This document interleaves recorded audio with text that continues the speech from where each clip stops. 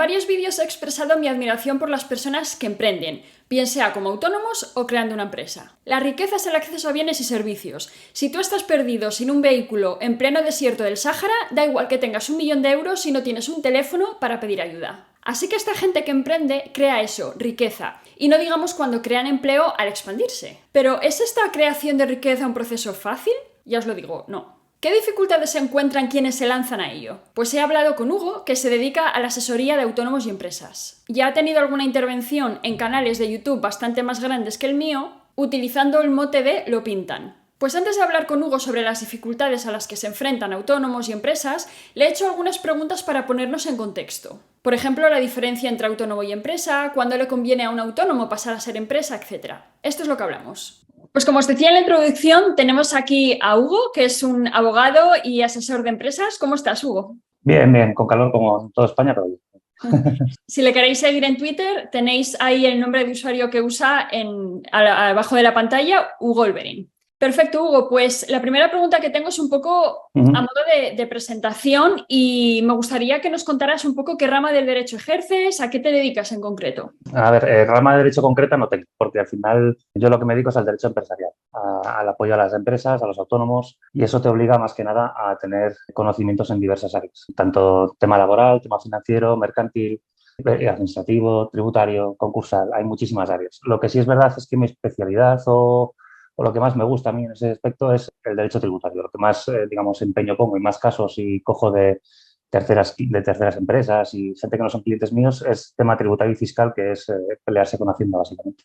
Y entonces, es lo que te digo, no tienes una rama específica, pero sí que es verdad que eso sería lo más concreto, todo lo que rodea a la empresa, aunque luego acabas haciendo de todo un poco, porque, bueno, pues hay empresarios que temas personales como puede ser una separación te dicen, oye, que me voy a separar, ¿me puedes llevar todo el divorcio? Pues lo llevas también. Y a lo mejor alguna denuncia penal, pero son cosas puntuales. Realmente lo que más hago es todo aquello que necesite la empresa o autónomo en ese sentido, pero es todo un tema empresarial. Vale, o sea que digamos que el 100% de tus clientes son de esos perfiles, empresarios y autónomos. Sí, si fuera de que fueran empresarios y autónomos, pues igual son conocidos de esos autónomos que vienen porque dicen, oye, pues me abogas esto, pero realmente yo el cliente lo hago, es empresa o autónomo, siempre. Vale, y para que nos aclaremos y pongamos en contexto, ¿nos puedes decir cuál es la diferencia entre la figura del empresario y del autónomo? A ver, es que a nivel, yo esto siempre lo he dicho, a nivel de televisión, periodismo, Estado, leyes incluso, no quieren diferenciarlo, no lo diferencian porque te dicen que el autónomo es un empresario individual y es empresario también. Que es cierto, que legalmente es un empresario individual que ejerce una actividad por cuenta propia. Pero lo que es en el mundillo, nosotros entendemos por autónomo una persona que, bueno, quiere ejercer una actividad, la que sea una actividad profesional, una actividad empresarial, y decide, pues bueno, ponerse por su cuenta, con sus medios, con su esfuerzo, con su trabajo y con su dinero, pues hacer una actividad, la que sea. Mientras que el empresario es un poco el que necesita una estructura a través de una empresa o puede ser también un autónomo que tenga muchos trabajadores, pero es muy raro. Entonces, lo que hace es, digamos, que él pone ya no solo su esfuerzo personal, su trabajo, que puede ser un socio trabajador, sino que además utiliza pues, una estructura de inversión en el cual se contratan unos trabajadores por cuenta ajena. Él, digamos, que se dedica un poco más a gestionar el negocio, no tanto a hacer el trabajo in situ. La diferencia es muy clara. O sea, tú puedes tener un autónomo que sea fontanero, que es el que se dedica a ir por las casas a reparar las averías que surjan, y la empresa de fontanería puede ser también un fontanero, pero que realmente está en su oficina gestionando los clientes, las citas y preparando las furgonetas para sus trabajadores y preparando las citas. Es esa misma actividad, pero uno está llevada a cabo de forma directa y sin más intermediarios o más intervinientes, y el otro lo que necesita es de una estructura empresarial para poder llevar a cabo esa actividad. Esa es un poco la diferencia que hay entre autónomo propiamente dicho y un empresario. Uh-huh.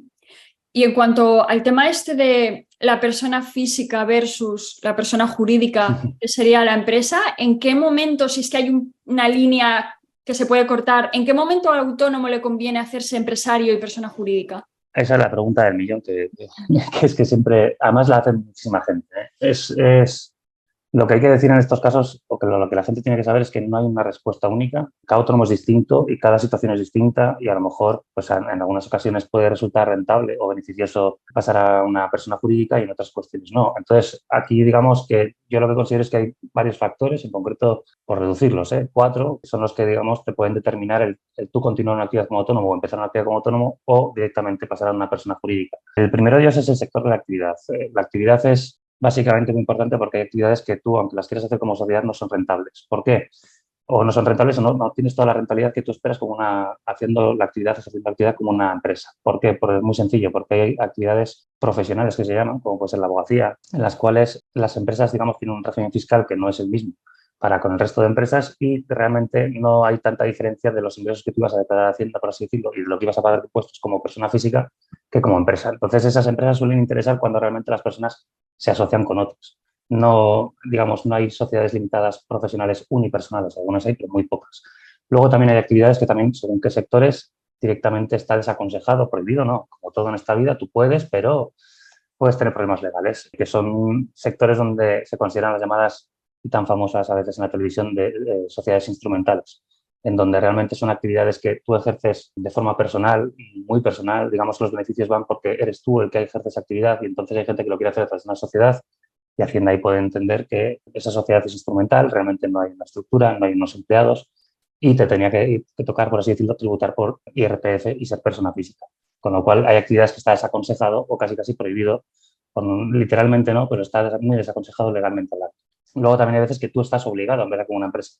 Hay gente que a lo mejor, pues eso, tiene una empresa o son manitas, que digo yo, multiservicios, que saben pintar, que son albañiles, que son fontaneros, y cuando trabajan para alguna empresa, pues, plataformas de contratación de seguros, estas les exigen que tienen que empezar sí o sí como una empresa. No pueden contratar como autónomo y ellos contratan sociedades limitadas, este te lo dice.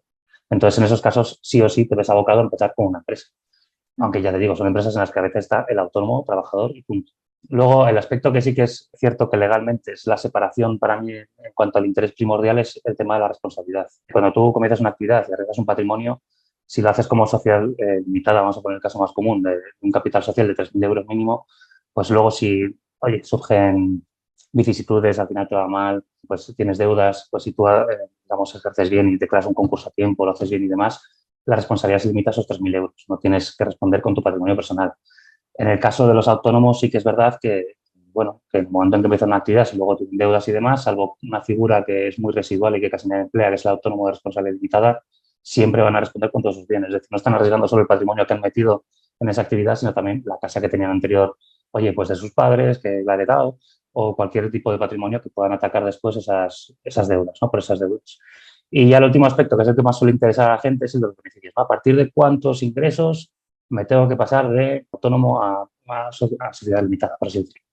En ese caso, sí que es verdad que hay varios estudios que hablan de una franja, digamos, entre 45.000 euros, a partir de 45.000 euros de beneficios descontados a los gastos, para que entendamos que son beneficios, pues ya entonces sí que empieza a ser interesante la idea de ir hacia una sociedad limitada.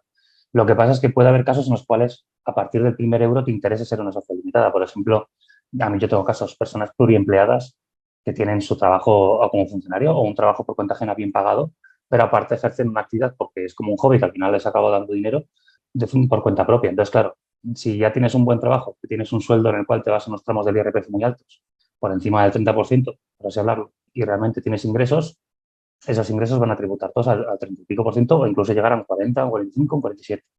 Entonces, ¿qué hace esta gente? Pues bueno, lo que hace es hacer esa actividad, digamos, por cuenta propia a través de una sociedad, porque bueno, por lo menos saben que eso es un 25%, se queda ahí en la sociedad y van generando un patrimonio y esa gente normalmente luego pues contrata trabajadores y va extendiendo esa actividad.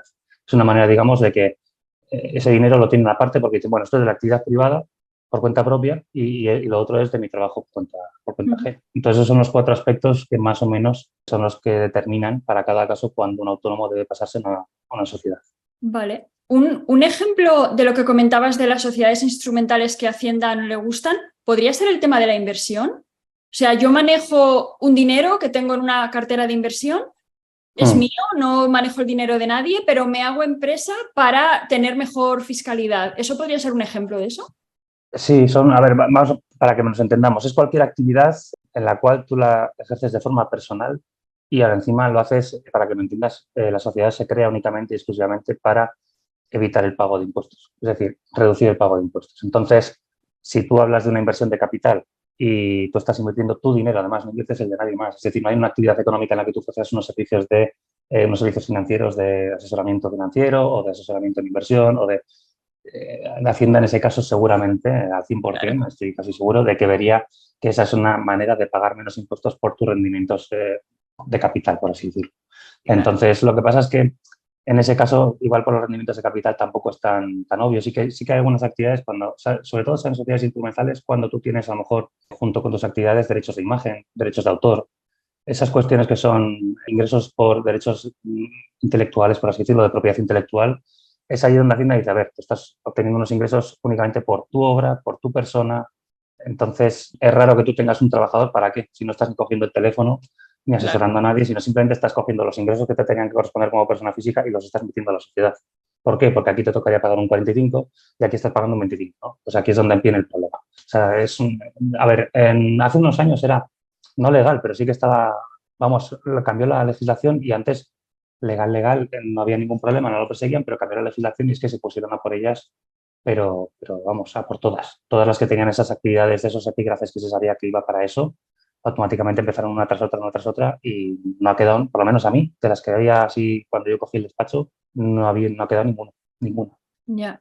Ahora que dices de cuando cogiste el despacho, ¿cuánto tiempo llevas prestando estos servicios? Pues yo empecé como, digamos, en el área fiscal cuando salí de la carrera, hace ya, pues van a hacer 15 años ya. Pero sí que es verdad que empezar yo de cero, empezamos pues va a hacer 10, han hecho 10 años este año. En enero de este año han hecho 10 años y más fuerte, por así decirlo, porque compré otra empresa, porque nosotros teníamos la nuestra y bueno, nosotros hacíamos un asesoramiento, tanto mi socia y yo, pues a gran empresa, de acudir allí, de asesorar, pero ellos tenían su personal. Pero ya montar la asesoría como tal, que pudiese venir cualquier persona, por así decirlo, y de alguna manera pues nosotros llevarle todo el procedimiento.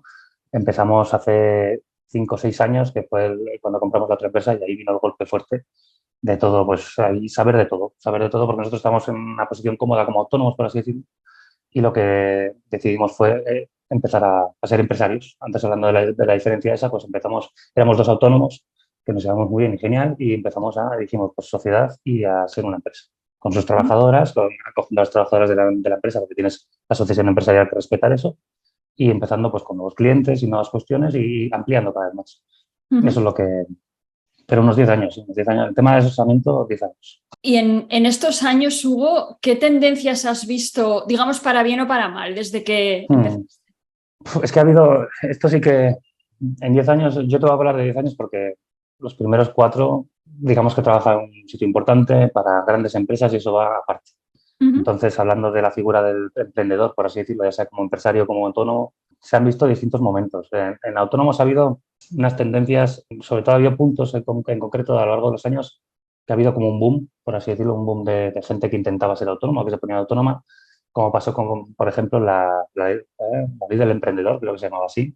Pero bueno, lo que importaba era la denominada tarifa plana, Sí. que eso, digamos que hubo mucha gente que se animó a decir, oye, pues mira, si me van a cobrar 60 euros el primer año y pues voy a lanzarme y voy a probar suerte. Muchísima gente cogió negocios de hostelería. En este país no sé qué pasa, pero que todo el mundo cree que puede tener un bar. Sí. También hubo gente que, bueno, dice, oye, pues yo trabajé 2 años igual de mecánico en este taller. Pues venga, voy a coger el traspaso de este taller o voy a mirar a ver si puedo alquilar este. Y bueno, aprovechando otros negocios que o se traspasaban o se alquilaban, pues ha habido mucha gente que ha probado suerte. Lo que pasa es que esos autónomos, ya te digo, son para mí autónomos de probar suerte, los llamo así, y pues de todos los que he conocido en mi trayectoria, pues sobreviven malamente 10 o 15. ¿Sabes? Ahí dices que no es una cosa que tú ves que el autónomo es por probar suerte y realmente no están ni capacitados de lo que es ser autónomo, de las obligaciones que conlleva, ni convencidos tampoco de que ese quiera ser su modo de vida, sino que simplemente están, oye, pues estoy en paro, no encuentro trabajo, de alguna forma tengo que ganarme la vida y prueban suerte. Entonces eso también lo he visto yo, por ejemplo, con la capitalización del paro. Eso ha sido una trampa, y digo trampa porque ha sido una trampa mortal para muchísima gente. O sea, nosotros nos hemos encontrado con gente que tenía su paro, que de repente nos venía al despacho y nos decía, oye, lo de capitalizar el paro que me han dicho para poder montar un negocio, ¿cuánto me corresponde? Les hace los cálculos, lo que han cotizado, lo que les sale, y al final no deja de ser consumir el paro entero de golpe para luego invertirlo, justificarlo bien, que no haya problemas y luego que funcione el negocio, porque te exigían al principio una serie de tiempo que tenías que tener en el negocio, porque si no luego lo tienes que devolver. Entonces fue una trampa en la que cayeron muchísimos. Y de esos de capitales al paro, ya te digo que los únicos casos de éxito que tengo yo en ese caso es que hayan cogido, sea un trabajador por cuenta ajena que lleva 15 años, 20 años trabajando en un oficio y de repente, oye, que se traspasa la carnicería del pueblo, por ejemplo, un carnicero. Y entonces dice, oye, pues mira, si lo traspasa, pues cojo y, oye, ¿cuánto me cobras por lo que es el local montado? ¿No? Dice, pues tanto. Y utilizan ese paro para comprar eso una furgoneta y se ponen, y en ese caso sí, porque lo que hace es el trabajo que estaba haciendo durante 15 años, ahora lo hace para el mismo. No hay mucha diferencia. Son esos pequeños oficios, esas pequeñas tiendas las que a lo mejor han podido, pero los negocios, ya te digo, de hostelería, por ejemplo, se han ido a pique muchísimos, muchísimo. Entonces, es un poco las dos motivos legales por los cuales yo he encontrado que sí que ha habido un aumento de los autónomos. Luego es verdad que fuera de una ley aprobada, fuera de una medida, la irrupción de la tecnología, bueno, eso es algo constante, pero es verdad que de los últimos años para aquí hay muchas profesiones nuevas, pero muchísimas, oye, hay gente que dice, yo tengo mi ordenador, estoy en casa, teletrabajando, pero a lo mejor estoy trabajando con una empresa y de repente me surge, pues que un amigo me dice, oye, ¿me puedes hacer esta web? Otro ya, entonces, ¿quién te ha hecho la web? Me la ha hecho este. Y al final acaban con, pues digamos, mini actividades complementarias o incluso a veces dejan el trabajo por cuenta ajena y se ponen en serie por cuenta propia, pues temas de webmaster, community management, y bueno, luego son los streamers, youtubers, esta gente, influencers y demás que están saliendo nuevos y que es un boom, ¿no? En ese sentido de ser autónomos. Aunque en este último caso de influencers y streamers es verdad que es algo que tanto para la administración tributaria como para la seguridad social es algo muy nuevo y están todavía un poco fuera del radar. Ya. Entonces hay mucho que, bueno, se empieza la actividad, cobra, no se da de alta. Estamos siempre con el problema ese de, ¿se puede dar uno de alta? ¿No se puede dar de alta? ¿Hay que darse de alta obligatoriamente?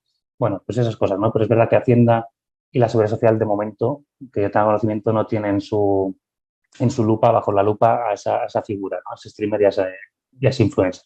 No los tienen todavía para ir inspeccionando a ver si hay unos ingresos o cuadrar ingresos con de la banca para ver si hay ingresos de qué vienen, de dónde vienen. Todavía no se ha hecho.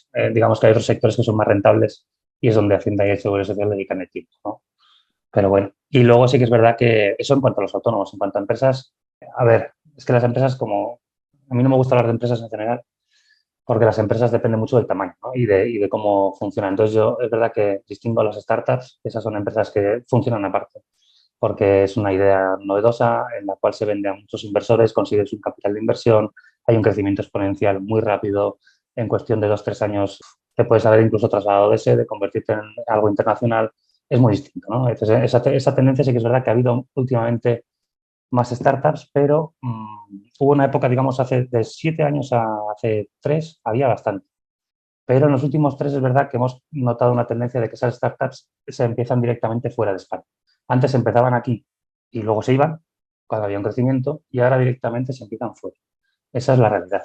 Ya en los últimos 3 casos que he tenido yo, ha habido gente que me ha dicho, dice, pues bueno, ¿qué te parece si empezamos aquí? Y digo, pues bueno, ya se empieza fuera de España, ¿no? Algo que es un poco curioso, porque son ellos los que vienen ya con la idea de empezar Triste, fuera. Sí, triste. sí. Y luego, pues, en las empresas también, a mí me gusta distinguir un poco la empresa de primera generación o de creación nueva, por así decirlo, una empresa de nueva creación, a esas empresas pues, que pueden ser heredadas o traspasos, sucesiones, etcétera, ¿no? Entonces, en ese sentido, yo las distingo porque la actitud es distinta. En una empresa heredada, normalmente, hay mucha gente que, además lo ves en Twitter, lo ves en Internet, que comentan, dice, sí, claro, el empresario, este va de empresario y lo ha heredado de su padre o lo ha heredado de... Yo solo tengo que decir que solo el 9% de las empresas, digamos, que sobreviven 3 generaciones. Eso es un indicativo muy fuerte de cómo el hecho de que tu abuelo, que no estamos hablando de 10 generaciones, no, tu abuelo hiciese una fortuna con una empresa, no quiere decir que tú seas un empresario que va a triunfar con esa empresa. Y eso se ve en la gran mayoría, te digo. A nivel estadístico, solo del 9% solo sobreviven. Yo, a día de hoy, solo una de todas las que he conocido, sigue en una cuarta generación. ¿Por qué? Pues bueno, hay distintas explicaciones. Normalmente los hijos no tienen que compartir los gustos de los padres, eso para empezar. Normalmente estudian lo que quieren, los padres no les obligan en ningún caso a continuar con la actividad y entonces ves que muchos de ellos estudian pues, cuestiones que no tienen que ver con la empresa. Entonces, claro, no van a llevar una empresa, no sé, de ingeniería si ellos automáticamente han decidido ir por letras y quieren ser abogados. Claro. Esa es la primera cuestión, que es difícil que coincida generación tras generación el interés por la misma actividad.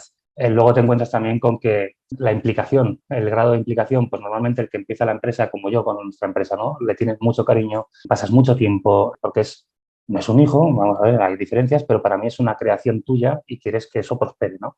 Claro, cuando es creación tuya, tú le tienes un amor especial, por así decirlo, que no le tiene a lo mejor pues mi hijo el día de mañana o un nieto, porque claro, a él dice, vale, sí, es una empresa donde yo me puedo poner a trabajar, cobrar X, pero bueno, que tampoco me importa y no se esmeran porque, claro, una empresa requiere muchísima actualización Y claro, si te quedas en el mismo negocio que hace 40 años, normalmente te van a pasar por la derecha y tú cuando quieras darte cuenta, pues dices, mira, liquido, no quiero problemas. Esta gente normalmente suele tener un patrimonio que ya solo de eso pueden vivir y entonces o tienen mucha implicación o les gusta el oficio o si no es imposible que esto se orquive. Ujú. Entonces yo la tendencia que encuentro a nivel empresarial sí que es verdad que estas empresas, como dice la estadística, desaparecen, muchas de ellas antes de 3 generaciones, porque no hay un relevo generacional. En estas cuestiones de empresarios no hay un relevo generacional.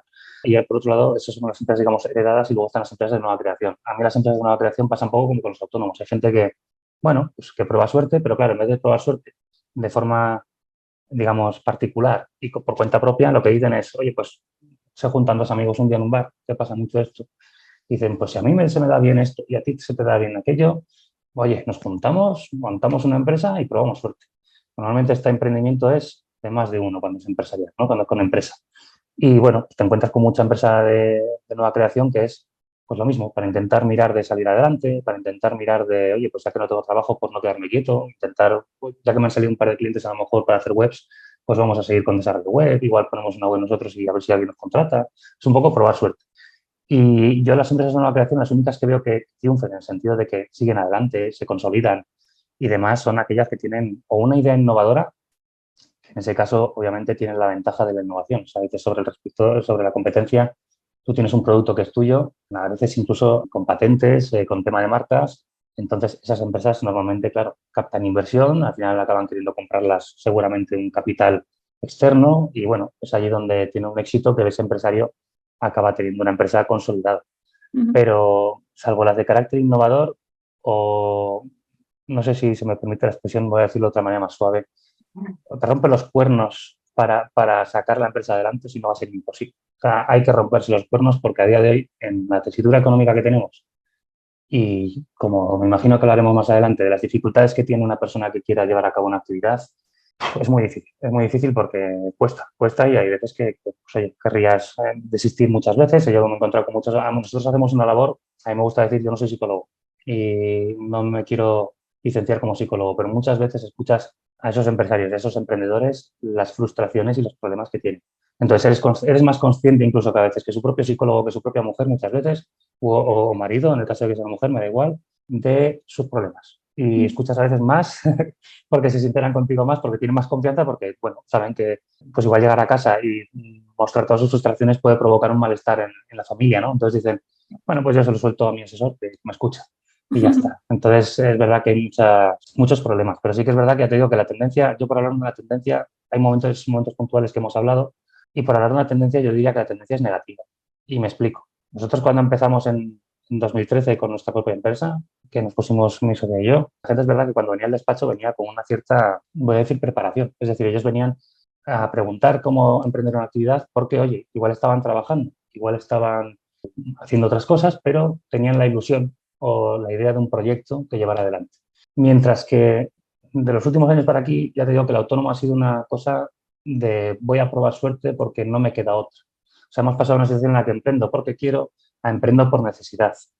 Y eso se nota mucho en los números, ya te digo, de los autónomos que duran realmente los 2, 3 primeros años y luego automáticamente cierran y muchos de ellos no quieren volver a oír hablar de autónomos en su vida. O sea, dicen, muchos cuando nosotros les damos la baja, dicen, mira, ya está, la baja se acabó, no tienes nada pendiente, ahora salvo que venga algo de Hacienda en los próximos 3, 4 años que hay de prescripción, pues esta se ha liberado.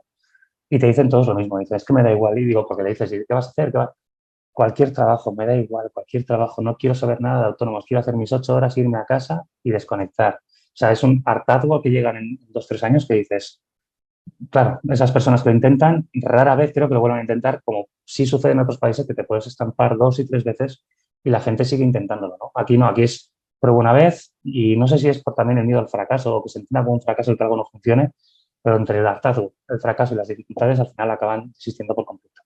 Entonces, por un lado, los emprendimientos son muy, ya te digo, por probar suerte y fracasan muchísimo, son un gran porcentaje. Y por otro lado, la consolidación, hablan de un problema que va a haber con las pensiones en general, con el tema de la generación del baby boom, que se va a jubilar, que qué va a pasar.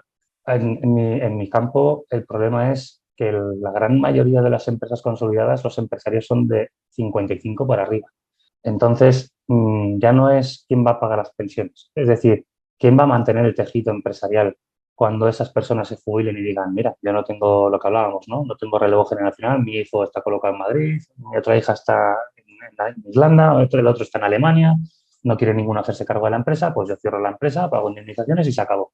Esa es una situación que se va a dar porque nosotros ya estamos haciendo derechos, digamos, varios concursos de acreedores de gente que ya se está jubilando y que no encuentran relevo. Porque aquí el problema es que ni los propios trabajadores a través de cooperativa, ni otro empresario, nadie quiere asumir esa responsabilidad. Tú les enseñas números y dices, oye, es una empresa rentable, funcionando, genera X dinero, te puede quedar sueldo a ti, un sueldo que como por cuenta ajena en este país, difícil de conseguir. Tienes, coño, la ilusión de poder ser dueño de tu propio... Que va, es que esa ilusión, automáticamente muchos te dicen, es que yo prefiero cobrar la mitad de lo que me estás diciendo, pero no tener responsabilidades, ¿sabes? Entonces, pues esa empresa se acaba disolviendo, liquidando, a través del concurso de acreedores, haces liquidación, pagas las indemnizaciones, pagas lo que quede pendiente a proveedores, pagas seguridad social a la Hacienda y una empresa que pues, te estaba facturando alrededor de 10, 11 millones de euros se va a pique porque nadie la quiere, digamos, no tener, sino nadie quiere continuar con esa actividad, ¿no? Es un poco triste, para mí en ese sentido triste. Sí. Y eso es más que nada, te digo, porque las tendencias que se observan, esa es la tendencia en cuanto al empresariado, pero es que la tendencia que sí que te puedo hablar muy seguro de ella es la ampliación de obligaciones a nivel legal. Las empresas tienen muchísimas más obligaciones que antes. El aumento de la burocracia se ha convertido esto, supuestamente, la digitalización llegó para que todo fuese más sencillo, pero realmente el número de trámites se han duplicado, cuesta a veces los papeles, la propia administración, la digitalización la está llevando un poco a matacaballo, es muy difícil encontrarte con una... De hecho, hay un perfil en Twitter que sigo bastante que es un informático que critica la mala digitalización de la administración, ¿no? Entonces dices, es que es un continuo ejemplo. Yo esta semana, por ejemplo, se han caído Seguridad Social, Hacienda, el Catastro, Red Sara, que es una para enviar documentos a distintos organismos, todo se ha ido cayendo en distintos días. O sea, cuesta a veces más que cuando tú lo tienes que hacer en persona, lo que no tiene sentido. También las empresas y los emprendedores han tenido un aumento de fiscalidad. Basta con coger las declaraciones de la renta de autónomos con la misma actividad hace 10 años y ahora. El nivel de impuestos ha aumentado y ahora tiene que hacer mucho más esfuerzo para simplemente mantenerse. Entonces, eso está llevando a que, como te digo, las empresas no se consoliden y los autónomos se echen para atrás porque hay una disminución de beneficios, de deducciones fiscales. Y luego, sobre todo, también yo la actitud que he visto sí que es de la actuación inspectora, ya no solo de Hacienda, sino inspectora de la Administración en general, sí que ha habido una especie de persecución. A mí, no sé, un ánimo de persecución. Es decir, antes tú, y eso te lo dicen los autónomos que llevan, fíjate, hay gente que lleva muchos más años, yo tengo clientes que llevan muchísimos más años que yo, y bueno, como siempre, ha habido gente que se ha aprovechado del sistema, que ha mirado de defraudar. Eso siempre existe porque hay malos y buenos en todas partes. Pero sí que te decían que, por ejemplo, no entienden ciertas obligaciones de cara a la inspección porque hoy en día la actitud de la inspección es persecutoria y de alguna manera denegar por la mayor cualquier deducción, cualquier gasto. Y claro, al final, esa persecución en que se traduce, en que yo, por ejemplo, cuando empecé, me acuerdo que las comprobaciones limitadas, que son como inspecciones sin llegar a tener que ir a un inspector, sino que son esos técnicos de Hacienda que te mandan una cartita de requerimiento y empiezas ahí una comprobación. Me acuerdo que yo tenía una a la semana, dos, a lo sumo dos, una semana complicada, vamos a hablar. Y ahora yo por las mañanas cuando llego a la oficina es mi socia la que se encarga de coger esta notificación y esta notificación. Y tengo pues todos los días dos, tres requerimientos y entonces, claro, tú notas que hay una actividad que ha aumentado. Eso sí que te digo que yo creo que tiene que ver por la digitalización. O sea, la digitalización de la administración, en vez de emplearla en, de alguna manera, facilitar al emprendedor las cosas, la ha empleado en mejorar el control y automatizar tareas como comprobaciones limitadas. Porque hay veces que se notan que esas cartas de Hacienda son verdaderos copia y pega, que han cogido los datos de uno, venga, pum, lo ponemos aquí y el texto es igual. Y a veces me han llegado a mí dos el mismo día, digamos, pues, revisiones de hipoteca, deducciones por inversión de vivienda habitual. Y ves que el argumento, la motivación, todo es lo mismo, salvo que cambia el nombre y obviamente la referencia de la declaración que presentó, porque cada uno presenta la suya. Entonces yo creo que eso sí que, ahí sí que la digitalización, la administración la ha aprovechado muy bien para quitarse, digamos, todos los problemas y hacerlo muy rápido. Y muy, ya te digo, o sea, a un nivel que casi casi no da tiempo a contestar todas. Yo hay veces que tengo que pedir plazo para decir, oye, que es que la documentación que estáis pidiendo no es una documentación fácil, a veces son datos bancarios de cuentas que personas que han fallecido ya tienes que ir al banco, tienes que ir a... O sea, dices, sí, sin embargo, ellos quieren en 10 días hábiles, venga, tienes que estar con... Y pues no da tiempo, ¿no? Entonces, es un poco... Ya te digo que ahí se ha notado un cambio de actitud. Luego eso lo unes a una lo que se ha denominado también por otras redes, pero a mí me gusta llamarlo diarrea legislativa. Durante los últimos años, yo no sé ni la de boletines oficiales que me he estudiado, la de normas que me han parecido nuevas, muchas veces defectuosas, sin reglamento de desarrollo, no sabes qué interpretar, no sabes cómo el emprendedor tiene que coger o cómo el autónomo tiene que cumplir esa formalidad, porque no te lo dicen hasta 9 meses después. A veces te dan una fecha límite, pero no te dicen los requisitos para tener que cumplir. O sea, dices, al final es un poco... Yo cuando hablo de diarrea legislativa no hablo de que legislen mucho, a mí que legislen lo que vean necesario. Pero realmente veo que no es necesario mucho de lo que legislan, por eso es una diarrea. Y dices, y al final veo que no se tiene en cuenta a la hora de legislar una legislación de forma inteligente, sino que es nuevas obligaciones. Vamos a crear tal chiringuito, por decirlo así, porque son observatorios, son organismos, administraciones nuevas, y realmente eso implica unas obligaciones a los emprendedores, autónomos y empresas que no saben cómo, no se sabe a día de hoy todavía, muchas que entraron en vigor el año pasado, cómo se tiene que dar cumplimiento a eso. Entonces hay una dificultad en cómo. Oye, yo quiero cumplir la legalidad, pero es que no se sabe cómo y tú vas a la administración y tampoco te dicen cómo, porque ni ellos mismos lo saben. Entonces, es muy difícil. Y ahí es donde también los funcionarios tienen un papel que yo creo que sí que ha ido con los años cambiando, porque me acuerdo que mi madre, pues cuando yo empecé esto, me decía, dice, bueno, tú si tienes alguna duda, ella fue autónoma en su día, pero no relacionada con esto, y ella siempre me había dicho, tú tienes una duda en Hacienda, vete ahí a Hacienda, pides cita o vete allí y te atienden. Y te dicen todo y te resuelven todo. ¿Que tienes una duda de seguridad social? Tú vas a la seguridad social y te lo resuelven sin problema. Eso me dijo mi madre cuando yo me monté. Y yo, ingenuo de mí, la creí, ¿sabes? Porque la realidad fue que yo, por ejemplo, cuando me di de alta, estaba lo de la ley del emprendedor, la tarifa plana y demás, y yo decía, digo, bueno, pero como autónomo, aquí no pone que como autónomo societario esto no sea de aplicación, luego esto tiene que ser de aplicación, pues me dieron mal el alta en Hacienda. En la Seguridad Social tuve que reclamar las cuotas porque me pagaron como mal, o sea, me pusieron mal el alta, o sea, un desastre. Y hemos llegado de ese punto en el cual te ayudaban, pero con cita previa, y malamente, a un punto en el cual directamente se desentienden. Yo las últimas experiencias que tengo, a mí me ha venido gente a la puerta del despacho de la asesoría a decirme, perdona, es que vengo a darme de alta.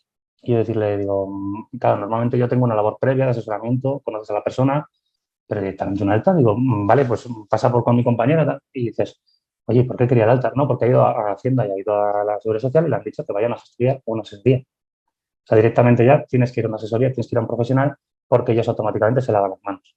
En Hacienda hace ya 4 años o 5 empezaron a poner carteles por todos los lados de, sí, sí, aquí puedes consultar, te podemos dar opiniones, pero ninguna de las opiniones que te demos es oficial, no valen para nada, luego haces tú y bajo tu responsabilidad, Pero ¿sabes? Y si tú no sabes, ¿quién me lo puede decir seguro? O sea, ¿de quién me puedo claro, fiar? ese es el problema. O sea, dices, yo entendía, yo cuando empezaba en esto decía, digo, bueno, a ver, yo tengo mi experiencia, tengo mi conocimiento. Aparte, al haber estudiado Derecho, cualquier ley que sale, pues la interpretas, hay más o menos, pero hay cosas que salen nuevas, que no tienes una referencia y que dices, oye, ¿y esto qué significa? Esta persona justo, porque además ellos, las leyes es lo que te digo, la diarrea viene, ¿por qué? Porque ellos hacen una ley marco, por así decirlo, y todo el mundo tiene que entrar en ese marco.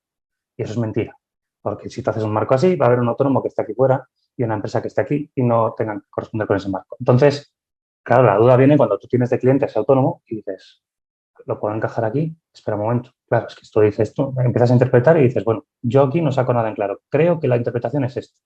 Bueno, pues antes ibas tú a Hacienda y te respondían malamente. Pero es que ahora te dicen, pues haz una consulta vinculante. Claro, una consulta vinculante que luego me tarda lo que me tarda y yo necesito saberlo ya. Entonces, pues que tienes que arriesgar y muchas veces interpretar y decir, esta es la interpretación que yo... Al final ya he acabado con los años diciendo, mira, yo interpreto esto, voy a hacer esto y si luego Hacienda dice otra cosa, ir a los tribunales. ¿Sabes? O sea, al final yo creo que ante una nueva deducción, ante una nueva situación, cambio de criterio y demás, siempre soy yo el que toma la decisión final y mis clientes tienen no sé si de convencimiento o yo estoy muy agradecido de que ellos digan, lo que tú consideres, tira para adelante. Pero es lo que yo considero, que en un país, en un estado en el que le interesa la inversión, le interesa el emprendimiento, no tendría que depender de un profesional puntual en un despacho puntual, tendría que depender de la propia administración. Pero Claro, nos hemos encontrado con muchos casos, ya te digo, que tú tienes un criterio, ha pasado mucho con el COVID. El COVID, pues yo no voy a hablar de diarrea legislativa, hubo una situación en la cual el Estado se vio, voy a decir, superado por circunstancias y es verdad que, oye, los ERES, en la interpretación de los ERES, cuando una empresa se puede acoger, oye, esta empresa puede, y entonces claro, ahí hubo entre que había normativa estatal y luego normativa autonómica que también estaban sacando, aquello era pues no sé, peor que yo qué sé, como un elefante en la cacharrería entrando ahí, venga, todo, y todas las normas, no se sabe por dónde tirar. Y es verdad que los propios, ahí yo sí que noté que los funcionarios decían, es que no nos han dado instrucciones, es que no nos han dado, no nos han dicho nada, o sea, nos han soltado aquí y era una víctima más, que digo yo, ¿sabes? De esa legislación.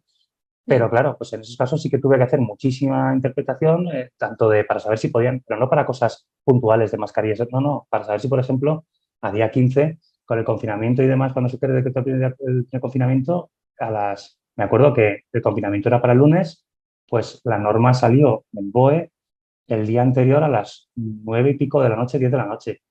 Mis clientes al teléfono todos desesperados porque no sabían si esos sectores esenciales que iban a poder abrir eran sus empresas o no.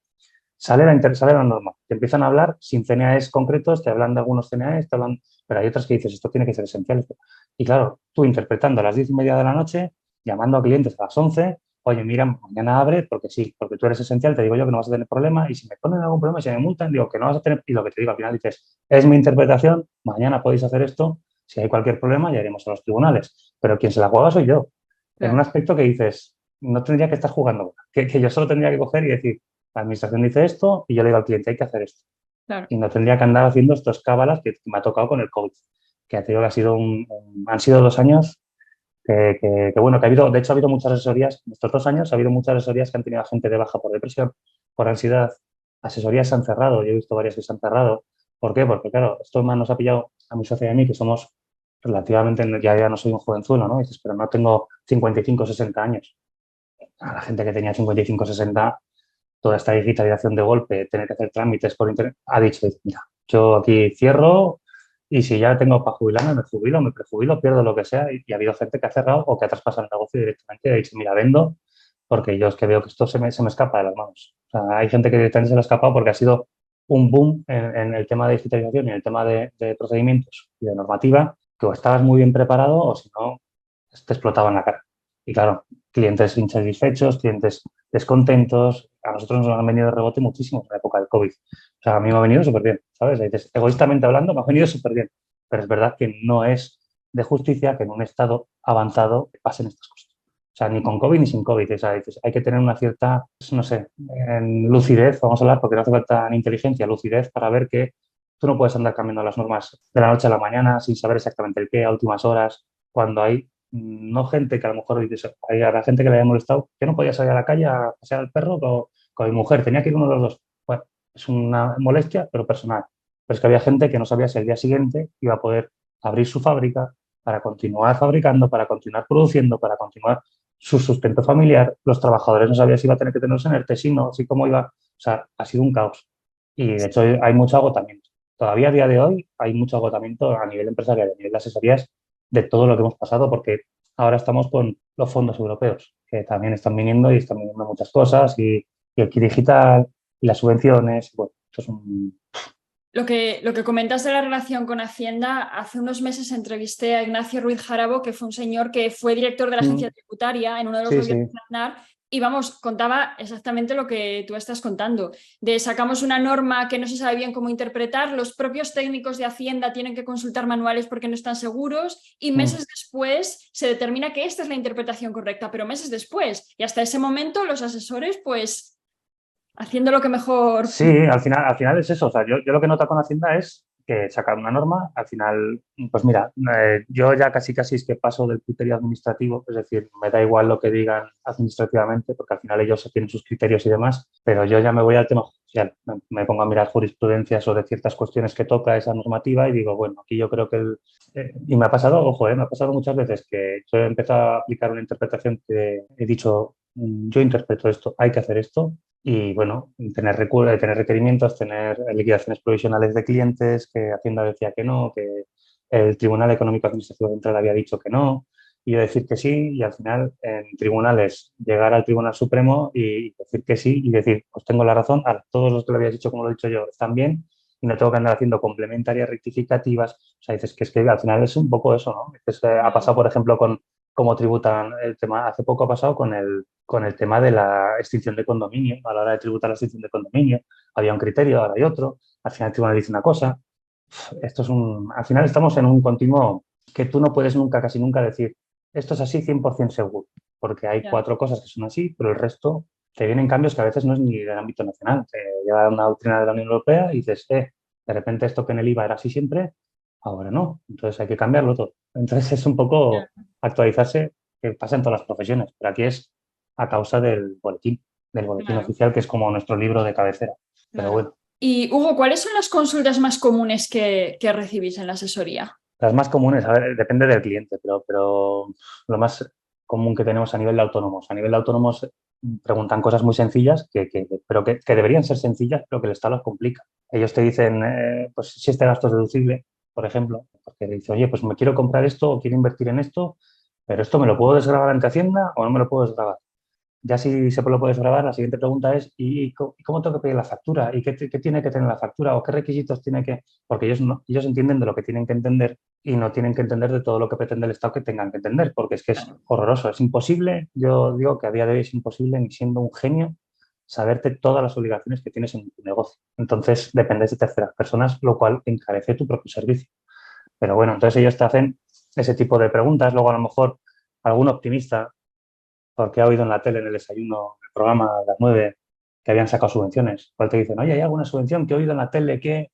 Y digo, ya, bueno, sí, subvenciones. Yo ya tranquilo que te aviso, pero es verdad que mucha gente en el tema asesoría y muchas asesorías, yo eso sí que lo he notado. No voy a hablar mal de los compañeros, ¿no? Pero sí que he notado que ha habido mucha gente que incluso me ha venido de otras asesorías para tema de subvenciones, porque es algo que es muy costoso llevarlo al día. El trámite es cada vez más complicado porque las subvenciones te exigen ya casi, pues hasta que les enseñes la nota que sacaste en inglés en cuarto de primaria. O sea, es demasiado lo que exigen para lo poco que se da y entonces pues hay pocas asesorías que se dediquen a este tema. Hay muchas que dicen, mira, pues vete a este servicio, hay servicios, empresas exclusivas que se dedican a esto, dicen, pues vete a este y ahí te dicen todo lo que necesitas. Pero ellos te preguntan a lo mejor, pues, oye, esta subvención, ¿hay alguna subvención? Luego, si hay alguna subvención, ¿me puedo acoger? Porque ellos no saben.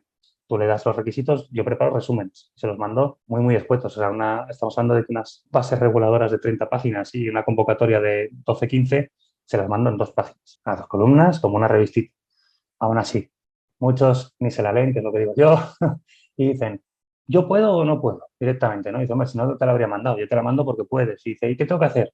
¿No? Es las preguntas que te ponen. Y luego, a lo mejor, como mucho, el autónomo que le va bien y a lo mejor quiere expandirse, vamos a hablar así, pues a lo mejor dice, oye, pues mira, es que me ha entrado esta oportunidad, pero claro, yo no puedo solo porque ya no tengo tiempo, no me dan las horas. ¿Cuánto cuesta contratar a alguien? Esa es una pregunta también, vamos, de las más comunes. Es decir, ¿cuánto me costaría tener? ¿Pero qué empleo quieres? Pues, ¿quieres un ingeniero? ¿Quieres un peón? Ah, un peón camionero. Pues esto, ¿no? Y esa es la pregunta que le resuelves en el momento y ya está. Y también como mucho, pues como muchos, porque te digo, desconocen, porque es imposible conocerlo todo, te preguntan qué plazo hay para. Yo lo dejo ahí, para. Sea para presentar algo, sea para solicitar algo, sea plazo. Ellos tienen muy en cuenta los plazos. Saben que hay plazos y no saben cuál es ni para qué. Pero te dicen, oye, me acuerdo, esto no tengo que tener un plazo, ¿por cuánto tiempo tengo que...? Y entonces están obsesionados con cumplir, ¿sabes? Entonces, ellos quieren cumplir, no tener problemas, y qué plazo tengo y qué plazo tengo. A veces incluso tú les dices, oye, pues mira, te pido un aplazamiento para esta liquidación, porque a lo mejor tenía falta de liquidez, y le pides un aplazamiento y te la pedía 3 meses. Oye, ¿cuándo era el plazo? ¿Cuándo me viene? A lo mejor te llaman al mes, porque claro, ellos no están en eso. Entonces, a lo mejor están en su negocio y te dicen, tú se los recuerdas normalmente, yo los recuerdo por email, por teléfono, pero claro, ellos son así y dicen, oye, ¿cuándo me pasan lo de Hacienda por el banco? A ver si no voy a tener. Y entonces ya, entonces son las preguntas, digamos, del día a día, ¿sabes? Ellos no son capaces de ir más allá, por así decirlo. Y luego ya tienes la pequeña empresa vamos a poner hasta los 50 empleados, por la barrera psicológica y administrativa que digo yo que hay ahí. Hasta los 50 empleados de empresas desde 5 trabajadores, 10 hasta 20, 30, 40. Ahí ya las dudas son un poco más, no profesionales, pero más de carácter empresarial, vamos a llamarlo así. Tema de contratos con clientes o proveedores que tenga que analizar algunas cláusulas, tema de que a lo mejor tengan dudas de contabilidad, porque estas empresas normalmente por estructura tienen pues a su propia contable o su propia persona para las nóminas, pero hay dudas en tema de, oye, ¿dónde tengo que meter este gasto? Porque le ha llevado un gasto que de repente esa chavala, esa contable o ese contable no había visto en su vida y dicen, ¿y cómo contabilizo esto? ¿Sabes? Entonces, pues nos llaman asesoras puntualmente en ese tema de contabilidad, temas de inversiones también. Ellos te dicen, oye, es que me ha venido el comercial y he estado hablando con él, hay unas máquinas, ¿cuántas piezas tendría que hacer de esto para lo que se denomina en economía frontera límite de producción? Estas cuestiones de a partir de qué momento se rentabiliza esa máquina, si podría amortizar puestos de trabajo, si debe, si no debe, si con los mismos trabajadores, todas esas cuestiones un poco más de inversión, crecimiento y operaciones más complejas como son las intercomunitarias, estas cuestiones, ¿no? Y luego ya tienes la gran empresa o la multinacional inclusive que son dudas sobre todo de carácter mercantil, porque estás hablando de empresas que tienen una estructura societaria en la cual hay varios socios, hay inversión, hay capital. Entonces, pues bueno, hay unas formalidades mercantiles, que sí convocar la junta, que sí convocar, hacer la memoria del año, no solo una memoria de cara a los registros, sino una memoria de la actividad, de cómo ha ido la empresa a la actividad, dónde ha tenido nuevas líneas de negocio, qué negocios ha ido, qué partes del negocio ha ido peor. O sea, es un poco más asesoramiento, digamos, de cara a los accionistas y cosas internacionales. O sea, y pues claro, te puede venir, oye, mira, me ha surgido este negocio en Zimbabue o en Namibia, ¿qué estructura tengo que tener ahí? ¿Cómo lo hago? ¿Lo hago a través de una filial aquí? ¿Me pongo una empresa allí? ¿La meto dentro del grupo? ¿Cómo lo...? Entonces, son dudas y sobre todo de carácter fiscal también muchas veces, pero en fiscalidad internacional. Si es del día a día, así como el autónomo pregunta todo del día a día, la gran empresa del día a día no te pregunta nada. Siempre cuando viene una consulta de gran empresa es nueva normalmente y toca informarse bien porque nunca son dos iguales. Es lo más complejo que hay en mi trabajo, yo creo, en ese sentido. Dar una buena solución a estas cuestiones tan complejas que tiene temas internacionales es el punto álgido, por así decir. Lo sencillo es el autónomo y lo álgido es la gran empresa. Por Ya. complejidad, hablando de complejidad. Vamos. Madre mía, tenéis que saber de un montón de cosas, ¿eh? Sí, sí, eso es verdad que es una cantidad de conocimientos que, bueno, que no los tienes siempre en la cabeza, pero sí que tienes que tener la agilidad suficiente para decir, espera, esto lo tengo que mirar aquí y saberte más o menos Claro. las referencias para en una mañana, rápido y corriendo, pues venga, hay que hacer esto, bim, bam, bam, y luego a veces incluso pegar de teléfono y a veces llamar incluso a embajadas, a historias, porque cuando son países que más o menos has tenido otros casos parecidos, similares, pues que hay países que tienen unos regímenes pues totalmente que no son nada parecidos a los de aquí. Entonces, claro, te toca automáticamente hablar con alguien de allí, porque si no es imposible. Claro. Y Hugo, oímos muchas veces que en España no es fácil emprender, no es fácil ser empresario, ya nos diste un poco algunas pistas, pero ¿por qué? ¿Qué es lo que es tan difícil? A ver, es que yo lo que quiero que la gente tiene que tener claro, porque se habla de eso, ¿no? Del emprendedor, del empresario, del autónomo, no deja de ser una persona, me da igual cómo vaya a emprender, que normalmente si le da bien algo o quiere hacer algo, una actividad, y él sabe de su actividad. Entonces, no tienen por qué saber todo el aparato estatal, burocrático y administrativo que hay alrededor de emprender una actividad en España, que es lo que a ellos les asusta. Les llega a asustar inclusive a gente con estudios muy bien preparada, pero que cuando empiezan a ver lo que necesitan para emprender, los llevan al susto y casi casi a la taquicardia muchas veces. El tema está en que yo creo que la administración, primero para mí se dice muy poco lo difícil que hay, porque muy poca gente conoce, ya te digo, todos los trámites y todas las cuestiones. Entonces hay gente que se hace una idea de lo difícil que puede ser, pero bueno, algunos te dicen, vale, eso con dinero lo solucionas. A ver, hay veces y veces, o sea, hay cosas que no. Entonces, para mí el problema está en que la administración de este país, este Estado, España, se ha dedicado en los últimos años, en lugar de alguna manera, favorecer el emprendimiento. O sea, yo entiendo que un Estado quiere cuanto más empresas mejor, o por lo menos que las empresas que tenga crezcan, generen economía, generen, porque a fin de cuentas los ingresos que tienen los Estados modernos, salvo que tengan empresas estatales, vienen de los impuestos. Entonces, los impuestos los genera la actividad privada. La actividad privada, sea el de trabajar por cuenta ajena, sea el de trabajar por cuenta propia. Es decir, hay una actividad económica, unos la ejercen por cuenta ajena, otros por cuenta propia. Pero es que si no hubiese por cuenta propia, no tendríamos por cuenta ajena. Entonces dices, a fin de cuentas, mi último interés tendría que ser como Estado, si yo tengo una manera de percibir ingresos, eso como cualquier inversor, es decir, yo para recibir ingresos necesito invertir ¿en qué? En empresas, porque son las que después me generan a mí un beneficio. Me reportan un beneficio a través de sus trabajadores y a través de la misma empresa y de los autónomos. Oye, pues mira, hay que invertir en empresas, vamos a hacer que esto sea fácil, vamos a hacer que esto sea rápido, ágil, eficaz. Al revés, todo el esfuerzo digital, de personal, económico también inclusive, de la administración en estos años ha ido para controlar. Es decir, hace 10 años un autónomo tenía mucha más libertad que ahora en cuanto al control de sus finanzas. Vamos a hablar así. ¿Por qué? Pues porque ahora ya la última es tener que tener la factura digital. Pero antes de eso, bueno, pues había gente que ni facturaba. Yo cuando empezaba había negocios de, yo qué sé, una tienda de chucherías, una tienda de panadería, de estas de barrio, unos marinos de toda la vida, que las cuentas, coño, las llevaban en un cuaderno con un boli. Es decir, sumaban al final del día lo que quedaba en la caja, menos lo que habían puesto al principio para cambios y decían, mira, hoy he tenido de beneficio 40. Y esa era la declaración que hacían. Porque ellos sumaban después y decían, pues esto es lo que... Y así se llevaban las cosas. ¿Qué ha pasado ahora? Pues claro, los medios de pago. Se limita el dinero metálico. Es el único dinero, entre comillas, libre que hay de control. No te digo que sea libre de impuestos, no, libre de control, de que la administración no sepa lo que haces con él. Si vamos limitando los pagos en efectivo a unas cantidades como la de 1.000 euros, cualquier compra que hagas a un proveedor, cualquier historia que no sea la pequeña de mantenimiento, automáticamente ven por cuenta, por transferencia. Además, como sean proveedores en operaciones continuadas, da igual que sea una operación de 50, como a lo largo de un año sea más de 1.000 euros, tienes que tenerlo todo bien documentado. Entonces, ha habido un esfuerzo en la administración tributaria por conectar con el sistema bancario. El sistema bancario y el sistema de la administración tributaria están hiperconectados. La seguridad social con la administración tributaria. Hay muchos autónomos que antes se podían dar de alta en la Hacienda para hacer alguna factura puntual y ya está, y no se daban de alta en la seguridad social. Ahora, automáticamente, en cuanto tú tienes el alta en Hacienda, la seguridad social ya sabes que te ha dado de alta. ¿Sabes? Entonces dices, ha habido, lo que te digo, un esfuerzo económico en interconectar todos esos organismos del Estado en un supercerebro, vamos a llamarlo así, el cual tú no puedes escapar en ningún momento a ese control. Entonces, empezar una actividad por cuenta propia, la primera dificultad que tienes es que cuando alguien te dice algo tan básico como, oye, voy a vender con una empresa, y tú dices, vale, pues venga, pues hay que crearla. Ahora, bueno, salió la ley Crea y Crece, se está implementando, supuestamente será mucho más fácil crear una empresa, pero a día de hoy sigue siendo complejo, pero la creas y después de crearla, el autónomo coge y dice, oye, ese emprendedor que ha puesto todo su dinero en eso, de repente un día dice, me cago en Dios, necesito 50 euros para ir al dentista. Pues me cojo 50 euros de la empresa.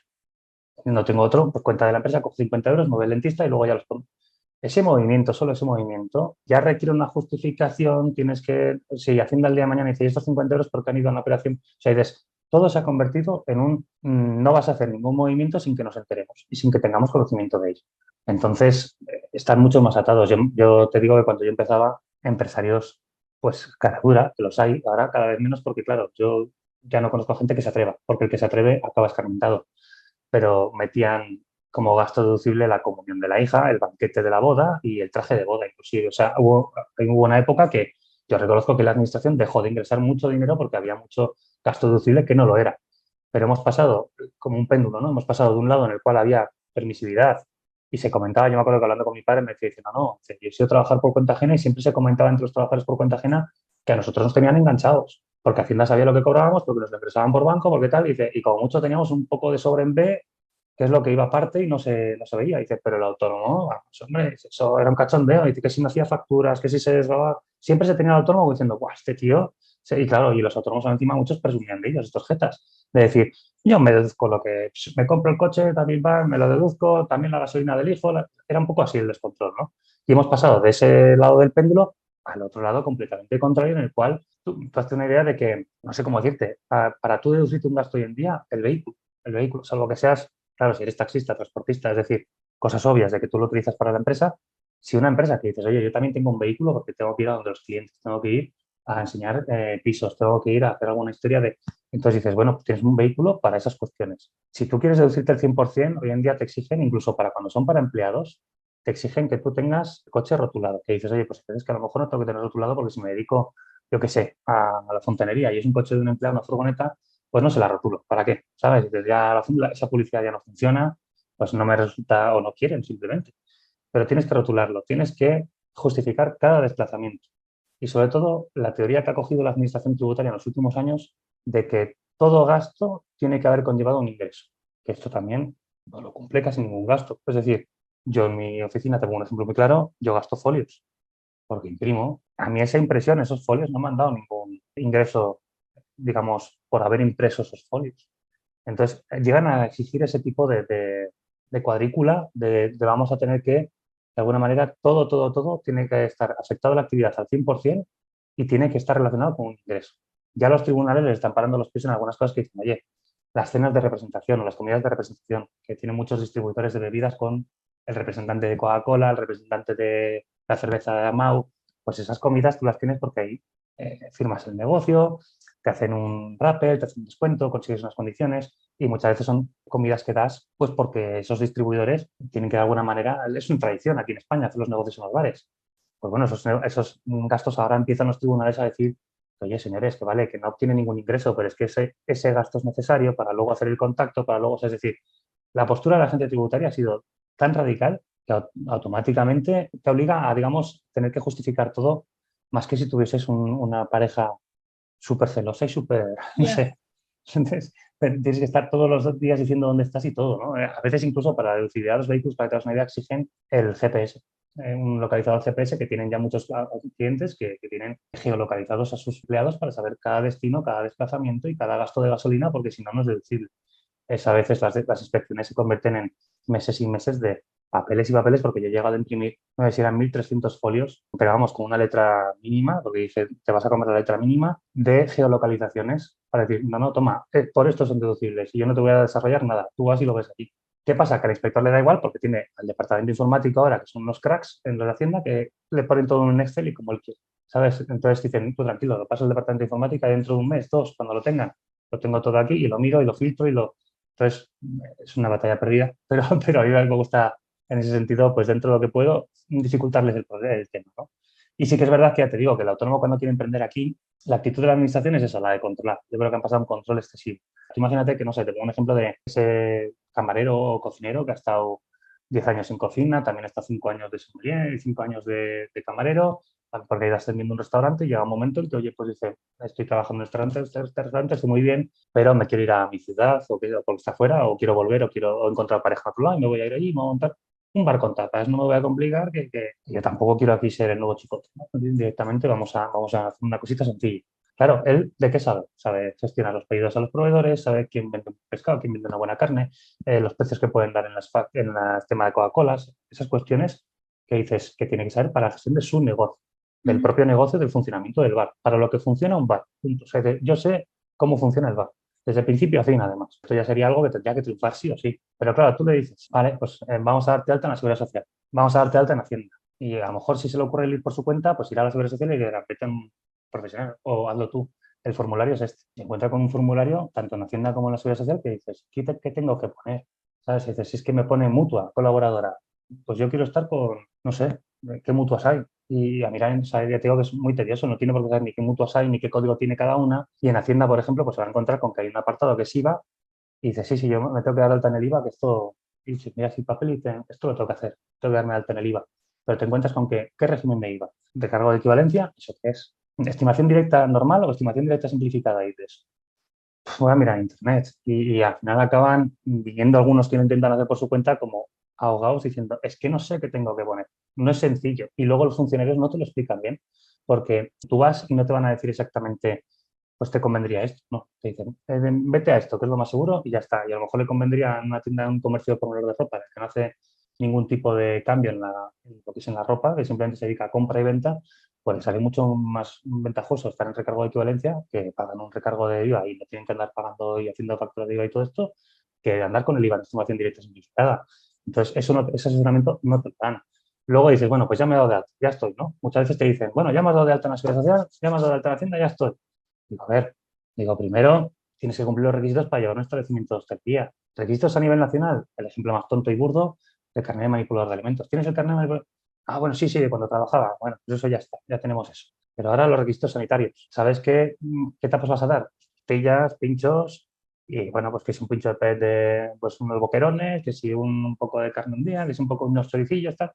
¿Vale? La normativa sobre las cámaras frigoríficas, la contaminación cruzada, el registro de tortillas que tienes que llevar de trazabilidad de los alimentos desde el inicio hasta el final, de cuándo has hecho esa tortilla, de qué temperatura ha estado, de Registro de qué. tortillas. Sí, sí, sí, hay un registro que se exige en hostelería, por ejemplo, que es que tú esa tortilla tienes que tener el huevo con el que la has hecho, pues si lo hacen con huevo, que muchos ya pasan a huevina directamente para evitarse problemas, pero si la siguen haciendo con huevo se les permite, siempre y cuando se hayan hecho a unas temperaturas indicadas, con unos minutos indicados, entonces ellos tienen que tener un registro de qué huevos se han utilizado, el lote, el proveedor, el lote, la fecha y tal.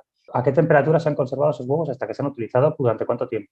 Después, ¿a qué temperatura no, el sitio donde se mezcla, por así decirlo, porque tiene que explicar la contaminación cruzada por el tema de la salmonelosis y demás. Después de decir el sitio donde se mezcla, que tiene que cumplir con la normativa, por así decirlo, de sanidad, después tienes que mirar la temperatura de aceite. ¿A qué temperatura se ha pasado esa tortilla? Porque si se ha pasado una temperatura, tiene que haber estado X minutos y si se ha pasado otra, tiene que haber estado X minutos. Y todo eso tiene que venir en un registro que al final del mes, por así decirlo, él lo guarda y son pues tortillas del día tal, ¿no? Porque es fecha, no sé, pues hoy, 10 de agosto se han hecho 4 tortillas, primera tortilla, y todo eso lo tienes que hacer tú después como autónomo, llevar un registro de eso, que es muy tedioso, porque luego llega a sanidad y te lo pide. A mí ya me ha pasado que se lo he dicho yo a todos los clientes que tienen hostelería y algunos me han dicho, mira, cuando me venga sanidad ya lo haré, porque voy a perder tanto tiempo haciendo eso que casi pierdo más tiempo que en hacer las tortillas. ¿Sabes lo que te quiero decir? Entonces ellos dicen, si ya vienen y me lo piden, pues ya me lo inventaré. Algunos te lo dicen así directamente, ¿sabes? Tienes esos temas de registro y dices, vale, bueno, pues ya cuando dicen eso, dices, bueno, pues venga, enséñame o dame una plantilla, que nosotros a veces le hago yo las plantillas y demás. Pero ahora viene la licencia autonómica de sanidad, porque tienes que pedirla también, no solo a nivel nacional de los requisitos, sino pedirla aquí, en este caso, a la Junta de Castilla y León. Después, ¿quieres que tu, digamos, establecimiento tenga un reconocimiento de turismo? Vete a registrarlo a turismo. Tienes que registrarlo y también en el registro de hostelería para que de alguna manera esté profesionalizado digamos, tu negocio. Date de alta, luego dices, bueno, pues oye, voy a tener que tener un par de trabajadores, un trabajador, un camarero, porque yo voy a estar en la cocina y el tiempo que estoy en la cocina, pues tengo que tener una persona. Pues date de alta código de cuenta contribucional de seguridad social, da de alta al trabajador, obviamente, ni sabe el convenio que hay que aplicar, ni lo tiene por qué saber, que es lo que hablamos. Es decir, tú imagínate, yo llego, doy de alta a un trabajador y digo, bueno, lo doy de alta, lo consigo dar de alta porque yo qué sé, se me da bien internet, y le doy de alta en un convenio equivocado, porque en una inspección y tengo una sanción, porque tenía que estar en otro convenio. Yo qué sé el convenio que tengo que aplicar. Pues bueno, a veces eso lo suplen un poquito las asociaciones empresariales de hostelería y estas cuestiones que sí que puedes ir ahí a asesorarte un poco, pero tampoco te asesoran en demasía. Y luego ya, si después de dar de alta a los trabajadores tienes que solicitar la licencia de apertura, pues ya entramos en temas arquitectónicos, barreras arquitectónicas, tema de minusválidos, tema de salidas de humos, temas de... Al final te obligan a contratar a un arquitecto, un asesoramiento de un arquitecto técnico que te diga que todo eso está bien, porque si va al ayuntamiento te va a decir seguramente falla esto, falla esto, falla esto, falla esto y no te va a dar lo que... Después de eso ya dices, voy a poner una terraza. A la terraza obligan a... La última vez que he hecho yo una licencia, que he hecho yo los planos además, porque se me da bien el AutoCAD, pero yo no soy arquitecto, pero le obligan a solicitar permiso de los vecinos y de los establecimientos que tenga a los lados del negocio. Que dices, bueno, lo puedo entender para que tema de ruido, se molestia, tal, lo puedo entender, eso lo veo que está bien. Pero es que luego era un plano croquis, escala 1:500 de las mesas, las sillas. En las estructuras hay alguna estructura cerrada pues que hacen con toldos o alguna historia, la estructura. El plano alzado de los toldos. También donde se indique en el alcantarillado si es de electricidad, si es de gas, si es de agua, que dices, oiga, yo no sé ni de qué es este alcantarillado que tengo en la calle muchas veces porque no lo sabes. Entonces, todo eso lo tiene que hacer una persona para poder tener una terraza funcionando. Dices, escala 1:200 del emplazamiento. Luego encima también te pedían, no sé qué era, de la ordenanza municipal y digo, mira, de verdad, estoy complicando las cosas cuando antes te permitían tú ir al ayuntamiento, lo que hablamos de los funcionarios, ir con un croquis tuyo a mano y mira, esto es lo que quiero montar y unas fotos de dónde iba a ir. Con eso ya le tiene que valer. Y te decían, vale, de acuerdo, venga, pues por ahí se pasará dentro de 2 meses, quien sea, fulanito, y te dará el ok o te dirá lo que tienes que cambiar para tenerlo. Es lo lógico, o sea, tú hacer una declaración responsable, por así decirlo, en la que digas, quiero cumplir con toda la legalidad, pero no sé cuál es, y me informes tú, que eres el que hace la ordenanza, el que la ejecuta, el que la aplica, y yo no.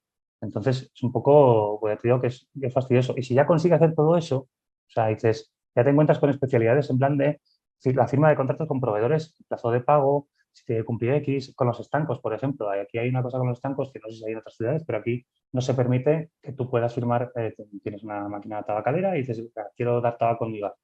No se permite firmar con cualquier estanco. Tiene que ser uno de los 3 estancos más cercanos geográficamente a tu bar. Si se niegan los 3, ¿cómo lo haces? Que eso me ha pasado a mí, que hay algún cliente que diga, es que no trabajan con bares. O sea, cuestiones que dices a nivel municipal y local que dices, para volverse loco. Pero es que ya después de todo eso dices, vale, pues ya he conseguido todo, ya puedo abrir. Vale, de acuerdo, has abierto. Pues ahora empezamos. Las obligaciones de facturación, las obligaciones de presentar los modelos trimestrales y anuales de Hacienda. Podemos hablar del 130, del 303, 115, 180, 190, 111, o sea, muchísimos modelos. Después, confeccionar y entregar las nóminas a los trabajadores. Cumplir con las otras normativas como son plan de prevención, plan contra el acoso laboral, seguridad alimentaria.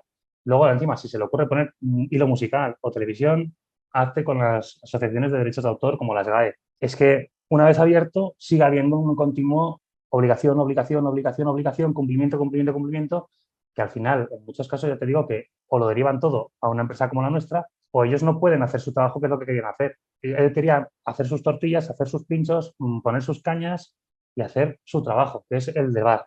Y sin embargo, el hombre, muchas veces, el que se quiere ahorrar ese servicio de la asesoría, se ve abocado a perder noches y noches y estar casi desvelado y sin sueño para poder, muchas veces, de forma errónea, cumplimentar todas estas cuestiones. Entonces, la dificultad es esa, que es que creo que el Estado lo que tendría que hacer de alguna manera es garantizar que cualquier persona que se le da una actividad y quiera llevarla a cabo pueda. O sea, el Estado supuestamente que tanto veneran aquellos defensores del Estado que nos protege, que nos cuida, que gracias al Estado podemos ser libres, gracias al Estado podemos tener una sanidad, gracias al Estado podemos tener una educación. Señor, si yo tengo una educación, tengo una sanidad, es decir, tengo salud, tengo educación, tengo formación, Tengo todo para poder llevar a cabo una actividad y el único impedimento que tengo es el Estado. El único impedimento que tengo es el Estado que no me permite emprender porque necesito cumplir tanta burocracia y tanta obligación legal que me lo hacen imposible. O sea, entonces, ¿para qué me están formando? ¿Sabes? ¿Para qué me estoy formando? ¿Para qué estoy sacando una carrera? Y dices, cuando realmente lo que tendría que hacer el Estado tan venerado sería decir, oye, no, ¿quieres emprender? No te preocupes, mira, vete a esta oficina y aquí te informaremos de todo. Vete aquí y te damos de alta. Ya si luego tú, porque quieres, de alguna manera, al cumplir con las obligaciones, tener un asesoramiento profesional que te pueda a lo mejor no solo hacer ese modelo 130, sino aconsejar qué gastos puedes incluir, qué inversiones, ese asesoramiento que a mí me gustaría llevar. Yo siempre he dicho que tengo una asesoría, no una gestoría. La gestoría se ha dedicado siempre a hacer trámites. Son gestores, es decir, hacen modelos, los presentan y ya está. Pero a mí me gusta ser asesor, a mí me gusta esa labor de decir, mira, yo creo que si coges un trabajador aquí, podrías hacer esto, podrías ampliar aquí, hacemos esto, o sea, dices, ¿cómo ayudar a crecer ese negocio? Y sin embargo, nuestra labor cada día va más abocada a cumplir, porque hay tanto que cumplir que es que no puedes asesorar casi casi, ¿sabes? Ese es el problema. Entonces, yo creo que es ahí donde lo pone muy difícil el Estado y hace que muchos, pues si no caen pronto, cuando caigan digan, no quiero volver a ser autónomo en mi vida, me quiero olvidar del tema, y ya muchos escarmentan incluso en cabeza de sus padres que dicen, yo paso porque mira a mi padre cómo está sufriendo aquí 30 años, que yo no quiero saber nada, que no, que yo me quedo a trabajar para otro y aunque tenga menos aspiraciones en el sentido de que voy a cobrar menos o que voy a tener menos, pero yo no quiero saber nada de todo esto. Entonces, están consiguiendo que el emprendimiento en España, la administración está consiguiendo que emprender en España sea algo no deseable, no, sea algo ya para locos y valientes, que digo yo. ¿Sabes? O sea, de hecho, cuando emprende a alguien se le llama o valiente o loco, porque, Sí, porque no son conscientes de lo que se le viene encima. es verdad. Y de todo esto que nos has contado, Hugo, que es, la verdad es que es brutal, ¿hay Mm. alguna barrera, algún obstáculo que tú digas, mira, esto es lo peor, esto es lo que más, digamos, frena el crecimiento, la contratación? Lo peor diría que es, a ver, una vez que ya se ha puesto, vamos a decirlo así, que esa barrera inicial tú la has superado, lo que viene después de cara a la consolidación y crecimiento, ahí yo distingo dos barreras, porque no están, a ver, se relacionan entre sí, pero no son iguales. Hay una barrera económica, del crecimiento económico, vamos a llamar, y ahí puedes poner al autónomo sin empleados, a la pyme sin empleados, es decir, va creciendo económicamente un negocio, aunque no va creciendo el número de empleados, digamos, en fuerza de trabajo. Y entonces te encuentras con una problemática que para mí es la principal, que es el carácter confiscatorio, que supuestamente está prohibida la confiscatoriedad, pero el carácter confiscatorio de los impuestos en España actualmente, en el Estado, están configurados de tal manera, además, se puede ver en dos puntos. En uno es, digamos, una proyección inicial que yo digo que ya de forma inicialmente se ve que ese impuesto tiene carácter confiscatorio en cómo está diseñado, en su parte de diseño, y luego en una segunda, digamos, parte que es la aplicación de ese impuesto, ¿no? Ujú. Entonces, ¿qué problemas ves? Muchas veces, pues que hay muchos autónomos que igual quieren crecer, dice, oye, pues igual abro una nueva línea de negocio. Obviamente el autónomo tiene 24 horas al día si no duerme. Si duerme tiene 16 y si come, pues 14 más o menos, ¿no? Entonces, da lo que da en esas 14 horas y no da más. Y hay veces que por su buen hacer, porque la actividad le va mayor, el boca a boca, la publicidad, lo que sea, le va llegando más y más trabajo. Entonces, claro, él de alguna manera dice, pues bueno, voy a coger y tengo que invertir.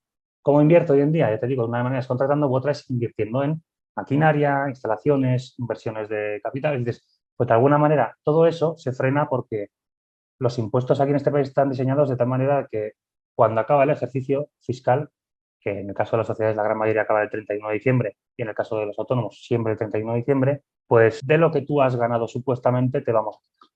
Ese es el pensamiento que hay y ese es para mí el carácter confiscatorio de decir, no, no, no, tú has ganado, trae, que te confisco la parte de dinero. Y por eso digo que son confiscatorios. No en el sentido constitucional, sino en el sentido de que su única visión de ese impuesto es quitar parte del beneficio para redistribuirlo. Ese es el único objetivo. Sí. Cuando realmente es verdad que con ciertos cambios tú podrías conseguir una configuración de esos impuestos mucho más atractiva al emprendimiento y que de alguna manera también iban a reportar en un futuro no muy lejano, que estamos hablando de 2 o 3 ejercicios, es decir, aplazar un poco ese pago de impuestos para que los autónomos y las empresas no dependiesen tanto de temas de financiación, temas de tesorería, temas de liquidez, como por ejemplo yo en el IRPF en pleno siglo XXI, una de las reclamaciones que tienen muchísimos autónomos, déjame deducirme el sueldo. O sea, no me tengas como ingreso de la actividad económica todos los ingresos que tengo, porque parte de esos ingresos los voy a tener que necesitar en vivir yo. Entonces, déjame ponerme un sueldo. Y claro, muchos dicen, si quieres poner tu sueldo, te haces una SL. Te pones te pones un sueldo y así nos evitamos. "Ah, pero Iba, yo es que no quiero esas complicaciones de luego tener que presentar cuentas anuales y cuestiones. Yo quiero mi sueldo y mis 1.000 euros al mes, déjamelos, no te pido más. el mínimo, salario mínimo interprofesional. Pues no, o sea, a día de hoy tú como autónomo vas a tener que adelantar trimestralmente, dependiendo de los autónomos, ¿eh? Hablo de una actividad empresarial porque una actividad profesional es distinta, pero bueno, una actividad empresarial en la cual trimestralmente presenta 130, 303 y demás, el IVA y el IRPF, pues el IRPF vas a tener que adelantar el 20% de ingresos menos gastos. Y vas a tener que adelantarlo, y vas a tener que adelantarlo, y no hay manera de que no puedas, y dices, "Ok, a lo mejor nos hemos encontrado con situaciones de falta de liquidez puntual que no serían necesarias si la configuración del impuesto fuese distinta, porque tú te encuentras con que un autónomo puede tener un beneficio teórico, es decir, en los números ingresos menos gastos le da, que ha tenido, vamos a suponer un año buenísimo, 100.000 euros de beneficio neto.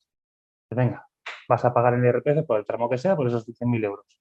Ahora haces el cálculo y dices, oye, pues me he quedado de esto, me ha quedado en realidad, pues euros, pues échale que un 38% más o menos saldrá, no lo he hecho el cálculo, ¿eh? Dices, pero más o menos un 38% por ahí andará, 40 cercano por ahí andará. Dice, bueno, imaginemos un 35, para ser más benévolos con la gente tributaria. 35.000 euros que se te van. Y a lo mejor tú tienes una oportunidad de inversión en ese momento de un local que des o de algo y dices, oye, pues yo quiero, ¿cuánto me vale? 100.000 euros. Sí, con los beneficios de este año podría haberlo comprado, pero claro, tengo que pagar impuestos. Con lo cual tengo dos alternativas. O pido préstamo para poder pagar el local o pido aplazamiento de impuestos. Que de otra forma dices, oye, yo entiendo que el impuesto está bien pagarlo, pero dices sobre el beneficio real, como pasa en otros países. En el tema de sociedades se ve mucho más claro. Hay sociedades, yo al final del año con las empresas, del beneficio que tienen, automáticamente el 25%. Beneficio además teórico, porque hay deducciones que no se permiten aplicar, gastos que no se permiten su deducción, como pueden ser multas. Yo en mi caso no, pero hay empresas de transporte que sus trabajadores tienen multas continuamente. Las multas no son deducibles fiscalmente. Sí son contablemente deducibles, obviamente, porque es un gasto, pero tenemos ya la trampa del siglo de decir, hay gastos que contablemente son deducibles, es decir, tú en tu empresa lo tienes al resultado tuyo, sabes que es una pérdida porque has tenido ahí multas, pero fiscalmente no son deducibles. Con lo cual vas a pagar como si no hubieses tenido las multas. Y así con muchos gastos. ¿Qué pasa? Que al final es un 25% de un beneficio teórico, el cual a la empresa le estás quitando año a año, y ahora pongo yo, en este caso, mi empresa. Yo en estos 5 años desde que compré la otra empresa he comprado local y la inversión y la reforma y todo ya está pagado, pero he tardado 5 años en poder hacerlo porque a mí no me gusta depender de bancos ni de historias. Entonces dices, venga, lo hago y bueno, con el propio dinero de la empresa. No he querido meter yo ni la socia ni nada, sino vamos a hacerlo con las propias ganancias de la empresa. Hemos tardado 5 años. Hemos tardado 5 años porque un 25% hemos tenido que ir adelantando Hacienda, hemos tenido que ir pagando Hacienda. Si a mi Hacienda me permitiese decir, no, si tú te quedas ese dinero en la sociedad y no te lo vas a repartir como beneficio, sino que lo vas a invertir, pues tranquilo que no te vamos a cobrar ningún impuesto. Ahora, si tú te lo vas a cobrar como beneficio, entonces vas a pagar impuesto de sociedades y también me parece justo también por la doble imposición, pero bueno, no es técnicamente no es una doble imposición, pero pagas primero impuestos de sociedades y luego te lo repartes tú como dividendos, también vas a pagar por dividendos. ¿Vale? De acuerdo, o sea, lo entiendo. Yo he querido llevármelo al bolsillo, eso tiene un coste, no estoy de acuerdo, pero actualmente entendería que dices, me lo llevo al bolsillo. Entiendo que el Estado diga, quiero llevarme mi parte, pero de una sociedad en la que yo estoy dejando dinero dentro, que aparte he hecho ya 1.000 simulaciones en ese sentido, y si quieres un día más adelante, si la gente está más interesada, se pueden ver simulaciones de cómo una empresa en la que gana 1 millón de euros y medio millón vaya a inversión y medio millón vaya a dividendos, cómo ese Estado gana en ese mismo año 467.000 euros, es así, euro arriba, euro abajo, porque eso lo hice en su día, a lo mejor ahora sería algo más con el tema del aumento que ha habido en rendimientos de capital mobiliario, y dices, pero bueno, unos 450.000 euros, vamos a echarle encima para que sean números fáciles. Oye, sí, el Estado ha ingresado 450.000 euros este año. Genial, ¿no? Dices, pero ¿qué pasa? Que si ese mismo millón tú se lo permites dejar en la empresa y al año siguiente ese empresario, yo incluso si se quiere poner un plazo de decir, oye, pues en el plazo de 5 años vas a tener que invertirlo, es decir, no vamos a tenerlo ahí eternamente como un plan de pensiones. No, no, que se obliga a invertir, que se obliga a mover el dinero. Dices, ese millón de euros, tú lo inviertes después, esos 500.000 en 5 empleos, a 100.000 euros por el empleo, está bastante bien empleado porque no te gastas eso, no tienes ese gasto, coste de seguridad. Y luego, el otro inviertes y parte de lo que se va a invertir también, eso sobraba dinero, realmente, año a año, la empresa estaba generando más actividad económica o generando la misma, incluso la misma, porque se entiende que es una nueva línea de negocio y va a tardar en dar beneficios, generando esa misma actividad, esa empresa estaba generando a través de los impuestos a sus empleados, cotizaciones y demás, en 2 años y medio estaba recuperado esos 467.000 y empezabas a ganar cada año 200.000 euros más. Es decir, el Estado realmente es una inversión a corto, que digo yo, o sea, quiere el dinero ya, no mira más allá, cuando realmente podría configurar los impuestos de tal manera, si no fuesen confiscatorios, de tal manera que ese emprendedor, esa empresa consiguiese generar más actividad, más empleo y de esa forma, oye, pues estoy aplazando el pago. Es que no está ni renunciando a ello, yo no pido ni que renuncie a ello, es aplazar para acabar cobrando más. Creo que a cualquier inversor que le digas 10 millones ahora, o 5 y después uno en dividendos más el interés, al final te va a decir, no me des 10 ahora, dame lo otro que me va generando unos ingresos, me va generando un rédito, me va generando unas rentas. Eso es lo que te interesa, porque esa es la buena inversión. Entonces tenemos un Estado que por exceso de confiscatoriedad de los impuestos no es buen inversor, sino que es todo lo contrario. A, a fumarse, que digo yo, la herencia del padre, que digo yo, pues la herencia de todos los españoles, el Estado se la quiere comer enseguida y no importa el mañana. ¿Por qué? Porque emitimos deuda. Mientras podamos emitir deuda, no tengo que mirar el saneamiento de las cuentas. Todo esto lleva a que el autónomo no tenga una posibilidad de crecimiento. Yo el crecimiento que veo muchas veces que dicen, claro, es que tengo que hacer esta inversión. Y los autónomos realmente tienen mucho miedo al banco. O sea, no quieren meterse, tienen a lo mejor a nivel particular su hipoteca. Meterse a un préstamo de empresa, a un préstamo de la actividad, y dicen, ¿y si lo pierdo? ¿Y si? Entonces, claro, le estás obligando a una financiación y a lo mejor pierden esa oportunidad, que me va a pasar con alguno que ha perdido esa oportunidad porque cuando luego ha querido hacerlo, ya se le han adelantado otro, que a lo mejor sí tenía esa liquidez o tenía esa... Entonces, al final, otro que era más grande, obviamente, siempre se adelanta. El grande el pez chico. Nunca el pequeñito se queda al final en pequeñito. Y la otra dificultad que tienen los autónomos y sobre todo los empresarios que tienen un trabajador o ni siquiera uno es la contratación. Muchos te hacen la pregunta, como te he dicho antes, cuando me has preguntado, dice, ¿qué te preguntan los autónomos más frecuentemente? Digo, hombre, lo que más me preguntan, una de las preguntas que me dicen es, oye, ¿cuánto me sale contratar a una persona? Porque es lo que te digo, tienen 14 horas y dicen, oye, pues a lo mejor cogiendo a una persona pues 4 horas puedo... Y eso es lo que te respondía el otro día en tu vídeo, en el hilo de Twitter y demás, que dices, la principal complejidad en el sistema en el que estamos, como tú muy bien planteabas, al final el autónomo muchas veces tiene que verse en la tesitura de si contrato a esta persona, voy a tener que renunciar a parte de mis ingresos. Es decir, no tengo, porque no tiene la suficiente liquidez todavía, no ha podido hacer un por dos en su negocio, vamos a ver, para tener a otra persona contratada. Necesita a esa persona para seguir creciendo. Entonces, igual tiene asegurado el 1,5 de producción y dice, pues mira, a ver si ya consigo después, lo que dice, bueno, pues tengo que renunciar a parte de mis ingresos. Si ese autónomo no tiene obligaciones en casa, pues a lo mejor lo hace. Si tiene mujer e hijos, ya dice, yo no puedo jugar al sustento por algo que luego no. Entonces, el alto coste de la seguridad social, el alto coste de empleabilidad y la barrera del salario mínimo interprofesional, que yo me acuerdo que mi abuelo fue autónomo, mi abuelo sí que fue autónomo además de contratar mucha gente, mi abuelo tenía la figura del aprendiz. La figura del aprendiz existía y era legal. Y había gente que iba a aprender el oficio y estaban aprendiendo y luego ya cuando valían se les contrataban y se les hacían. Pues esas cuestiones, a mí yo el SMI no lo veo como un derecho, siempre lo he visto como una prohibición. Para mí es que me prohíban a mí, recién salido de una universidad, que quiero coger experiencia, poder trabajar por el dinero que quiera.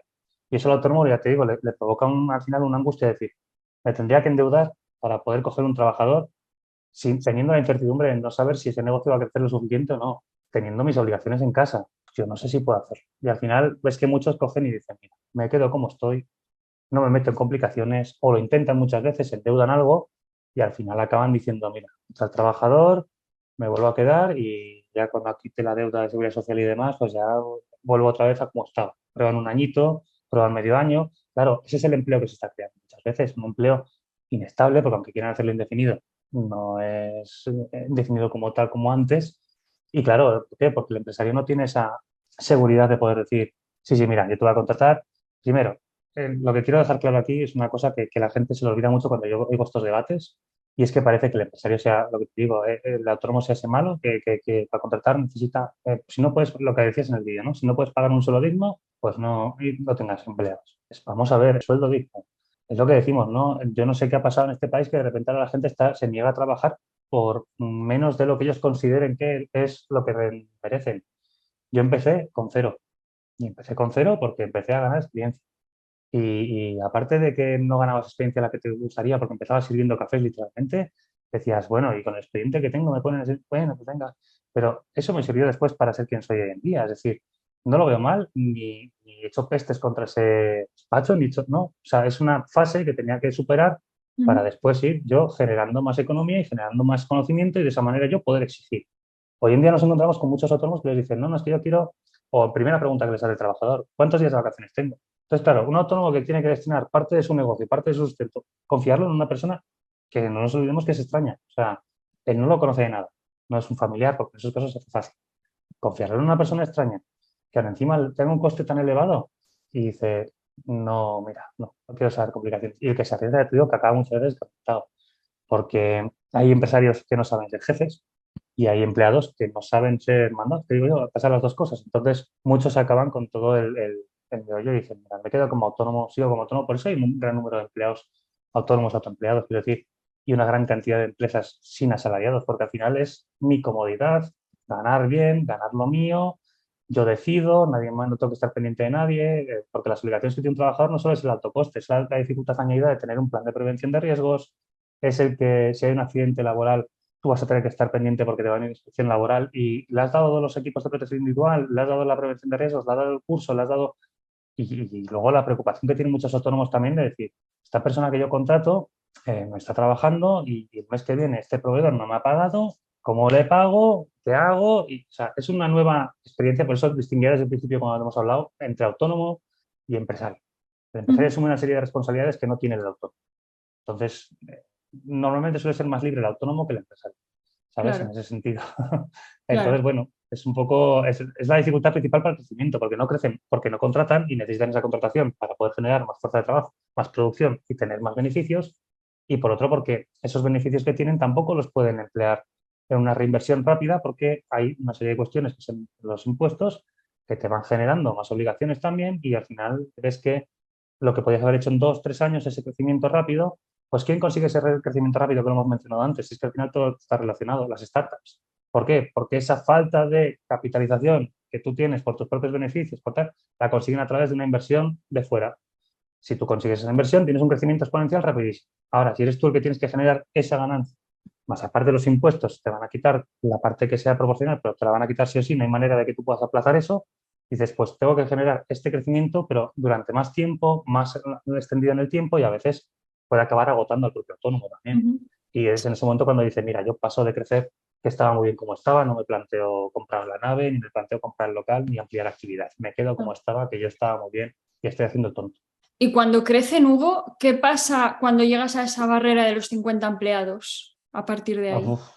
Ujú. Es que esa barrera sí es una barrera en la cual muchas legislaciones al principio empezaron con 250. Es decir, todas estas obligaciones, digamos que cuando tú superas los 50 empleados pasas a ser un objetivo de la burocracia administrativa de este Estado extremo. ¿Por qué? Porque tú pasas además que es ridículo que tú con 49 no lo tengas que hacer y con 50 sí. O sea, eso de poner números, yo pondría antes cifra de negocios, pondría antes, no sé, porque a fin de cuentas, cuanto más obligaciones tienes, más obligaciones económicas te comporta. Claro. Tú puedes tener 50 empleados y a lo mejor tu facturación inclusive ser de 20 millones de euros, pero tu beneficio ese año haber sido 10.000. Entonces, igual te están, dicen, oye, pues igual esto hay que ponerlo para empresas que tengan verdaderos margen de beneficio, Ujú. pero no, se ha cogido la barrera de 50 empleados y es que lo que pasa es que pues, pasan a tener estas empresas obligaciones tanto de protocolos, que tienen que hacer protocolos, pues, por ejemplo, creo que era prevención del acoso laboral, acoso a personas del LGTBI, que también ahora está desde 2023. Tienen también que hacer una serie de planes que, claro, se los tiene que diseñar normalmente una empresa externa, que es ahí donde yo, egoístamente, y si yo pienso egoístamente, a mí, cuanto más burocracia mejor porque tengo más trabajo, pero a mí, claro, no me interesa esta parte del trabajo, porque dices que al final me dan trabajo, pero yo no estoy de acuerdo con esta burocracia. Los planes de igualdad, planes de prevención de riesgos penales, luego también el tema de la igualdad en la remuneración, pues si tienes 10 trabajadores, tal, el registro salarial lo tienes que tener, pero no tienes que justificar nada más. Tú pones a hacer un registro que es un Excel, que le pasas una plantilla al empresario y la sabe hacer él y no le cuesta mucho.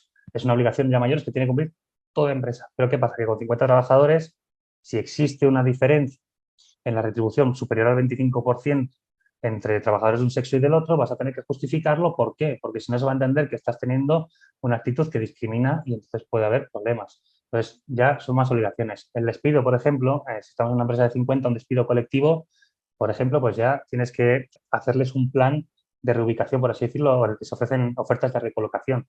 Ya no es tan sencillo como un despido colectivo en una empresa que tenga 20 trabajadores y diga, esto va mal, me tengo que despedir. No, ya tienes otras cuestiones.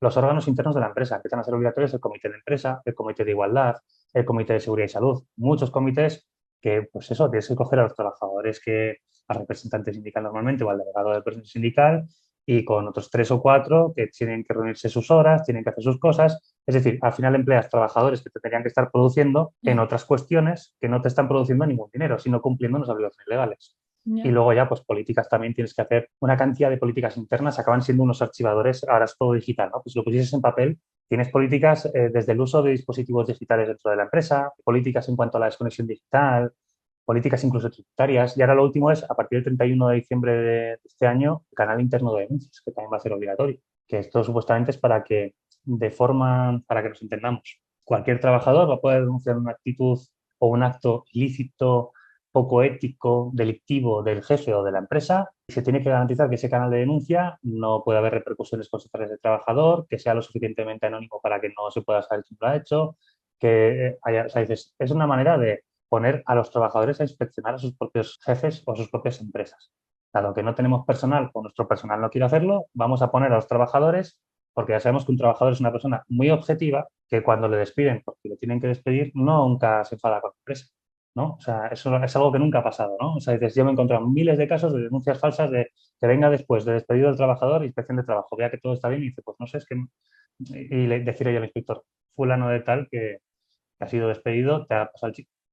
No te puedo decir nada, pero bueno, te lo Ya. confirmo, ¿sabes? O sea, entonces, poner al trabajador, al final, si te das cuenta, estas políticas lo que van es a enfrentar aún más la postura del empresario contra el trabajador. O sea, se trata de confrontarlos, de decir, tú no permitas que tu jefe esté haciendo nada de esto porque encima vamos a hacerlo detrás de un canal que va a tener que pagar e implementar él para que tú puedas denunciarle todo lo que está haciendo mal. Si ves tú que hay dinero en movimiento en negro y tú ves que no está todo ahí, hay algo que tal, pues a través de un canal dices, oiga usted, entonces, si la confianza del empresario en los trabajadores a veces ya era nula, ahora ya, ¿sabes? Dices, pues Claro. muchos están acogiendo y de 50 empleados, lo que te digo, prescindir de... Luego también tienes obligaciones en plan de la integración laboral.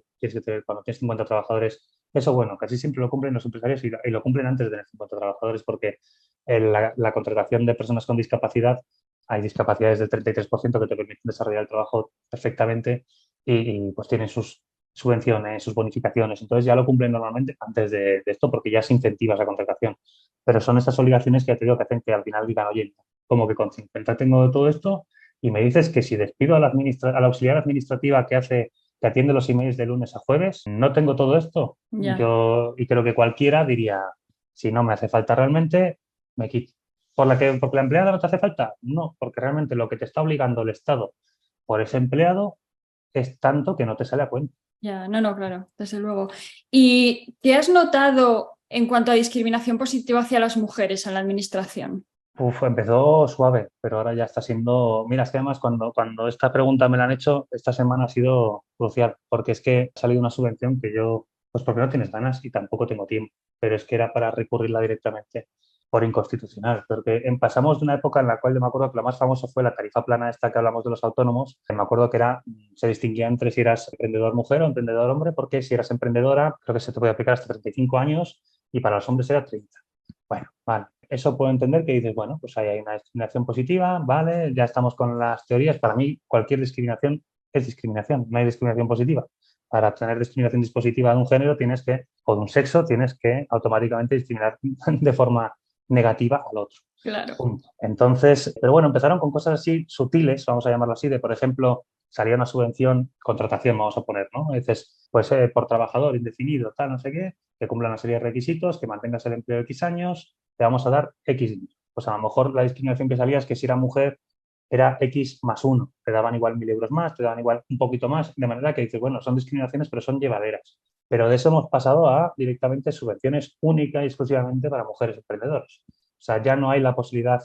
En el campo, por ejemplo, yo los últimos 5 años son todo para la incorporación de la mujer en el ámbito rural, para el fomento del autoempleo de la mujer en los municipios de menos de 5.000 habitantes.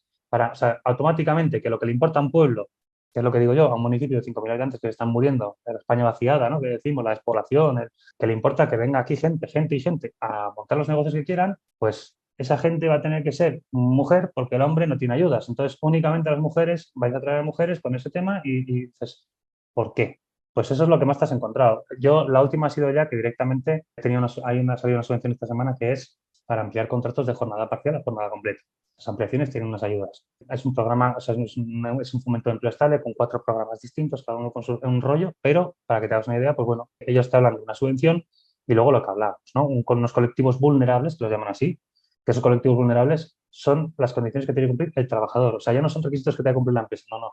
Para que te den esas subvenciones, los trabajadores tienen que cumplir que sean menores de 30, mayores de 45, lo estoy diciendo de memoria, pero inmigrantes retornados de Castilla y León en este caso, y creo que había, y bueno, y mujeres, discapacitados o mujeres. Y hay una de ellas que es directamente la ampliación de jornada parcial a jornada completa, solo será subvencionable sí y solo si las mujeres, o sea, el empleado es mujer. Punto. Y dices, pero a ti no te interesa hacer el empleo parcial estable.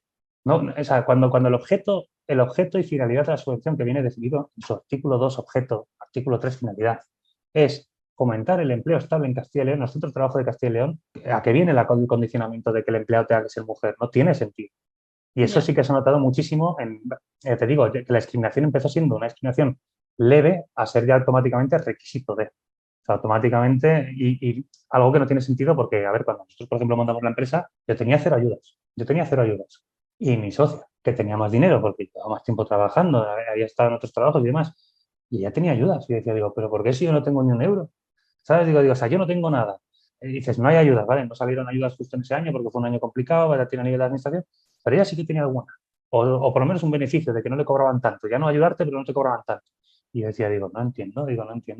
Y es verdad que se ha ido dando mucho, mucho más. Y a ver, discriminación así de cara a mujer y hombre, o sea, entre mujer y hombre, yo donde más he visto es pero en tema abogacía, el tema de la administración de justicia, pues ya sabemos, ¿no? Por ciertas leyes bueno, que lo que implican es cierta interpretación de los jueces bueno, que notas la diferencia del fiscal y del juez cuando la víctima es mujer o cuando la víctima es hombre. Se aplican criterios a veces que por suerte solo los aplican los de primera instancia y luego cuando los recurres acaban entrando un poco en razón. Ujú. Pero cuestiones que ves que sí que hay un trato distinto. O sea, es un trato distinto que además, pues eso, que no entiendes el por qué. No hay un motivo más que simplemente el hecho de decir que parece que la mujer lo tiene tan difícil que hay que ayudarla. Y punto. Pero ayudarla perjudicando a los demás. ¿Sabes lo que te digo? O sea, dices, quitando a los demás la posibilidad de, en cuestiones que no tienen nada que ver. Y ya para ir cerrando, Hugo, una pregunta un poco relacionada con la actualidad. Se Sí, supone que tenemos datos de desempleo súper buenos. ¿Tú has sobre notado todo. en Sí. tus clientes que estén contratando más? A ver, es que primero déjame puntualizar lo del desempleo, que es que la gente se tiene que dar cuenta de una cosa. Hoy en día, a ver, a nivel, ya te digo, no profesional, sino a nivel de ciudadano de a pie, ¿qué es lo que puede criticar un ciudadano del Estado o dónde puede criticar su gestión? Normalmente es en tema de impuestos, que ve que le quitan del bolsillo y le queda poco, o en tema de empleo, que dice, ya cómo estamos, que no hay empleo, que los chavales no tienen empleo. O sea, es un poco las dos vías de crítica mayor hacia un Estado. No se ponen a criticar la gestión medioambiental por parte de la Junta de Castilla y León en relación con la Diputación Provincial de... No, esas cosas son más profesionales y específicas. Lo que le duele al ciudadano es el bolsillo y la situación de, bueno, también la salud y la educación, pero me refiero a centrándonos en estos temas, ¿no? Entonces, ¿qué pasa? Pues que en ese aspecto, de alguna manera, el Estado tendría que ser, o debería ser poder juzgado por los ciudadanos y juzgar una gestión para saber si lo está haciendo bien, si no lo está haciendo bien, si puede mejorar algo. Pero ¿qué ha pasado? Pues que en el momento en que los ciudadanos dudaban de los impuestos, se hicieron campañas muy prestigiosas y en las que se metió mucho dinero, como Hacienda Somos Todos, y así ha quedado en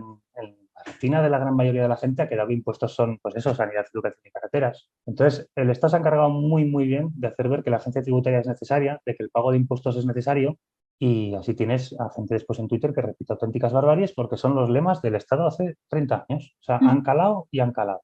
Y ahora a nivel de empleo, pues te encuentras con que nosotros teníamos una manera de contar el paro que ya fue modificada en su día hace mucho tiempo, ya con ciertas trampas, y ahora vamos a hacer que los fijos discontinuos, aunque estén 3 meses cobrando el paro y hayan trabajado un día en esos 3 meses, no sean parados. Vamos a hacer que el empleo temporal sea todo fijo. Es decir, a fin de cuentas, esto, yo pongo un ejemplo siempre. A lo mejor mucha gente no se juega al blackjack, pero bueno, dices, para que nos entendamos, las cartas valen el número que ponen, las figuras 10 y el as 1 o 11.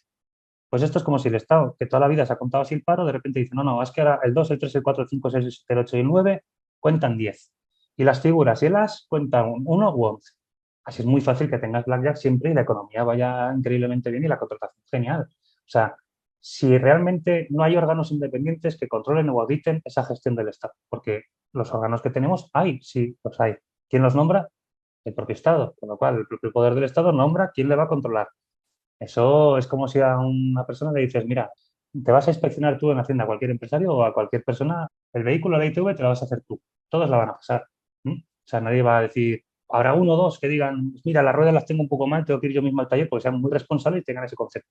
Pero la gran mayoría, por eso, si tú cambias las normas y los órganos que te tienen que fiscalizar esa gestión son órganos dependientes de ti, al final, pues los datos, yo acá lo que me ha pasado es que además, como un profesional de esto, cada vez me los creo menos porque tienen menor credibilidad y al final tienes que andar tú mirando lo que decimos, sin creer que tu mundo o lo que te rodea es lo que pasa en todos los sitios, pero sí que haces un poco de perspectiva hablando con otros profesionales en las reuniones anuales que hay o en simposios o en alguna conferencia, también hablo yo alguna vez de decir, oye, ¿cómo vais en la situación y tal? Y una vez tuvo un foro de Aranzad y cuestiones así de laboral, con la reforma laboral y demás, coincidíamos todos en que la contratación estaba estancada, en el sentido de o los negocios de alguna manera contrataban para mantenerse como buenamente pueden, porque han venido dificultades económicas en cuanto a aumento de suministros, precio de luz, precio de proveedores, materiales como el papel, las importaciones con los contenedores han duplicado y triplicado su precio.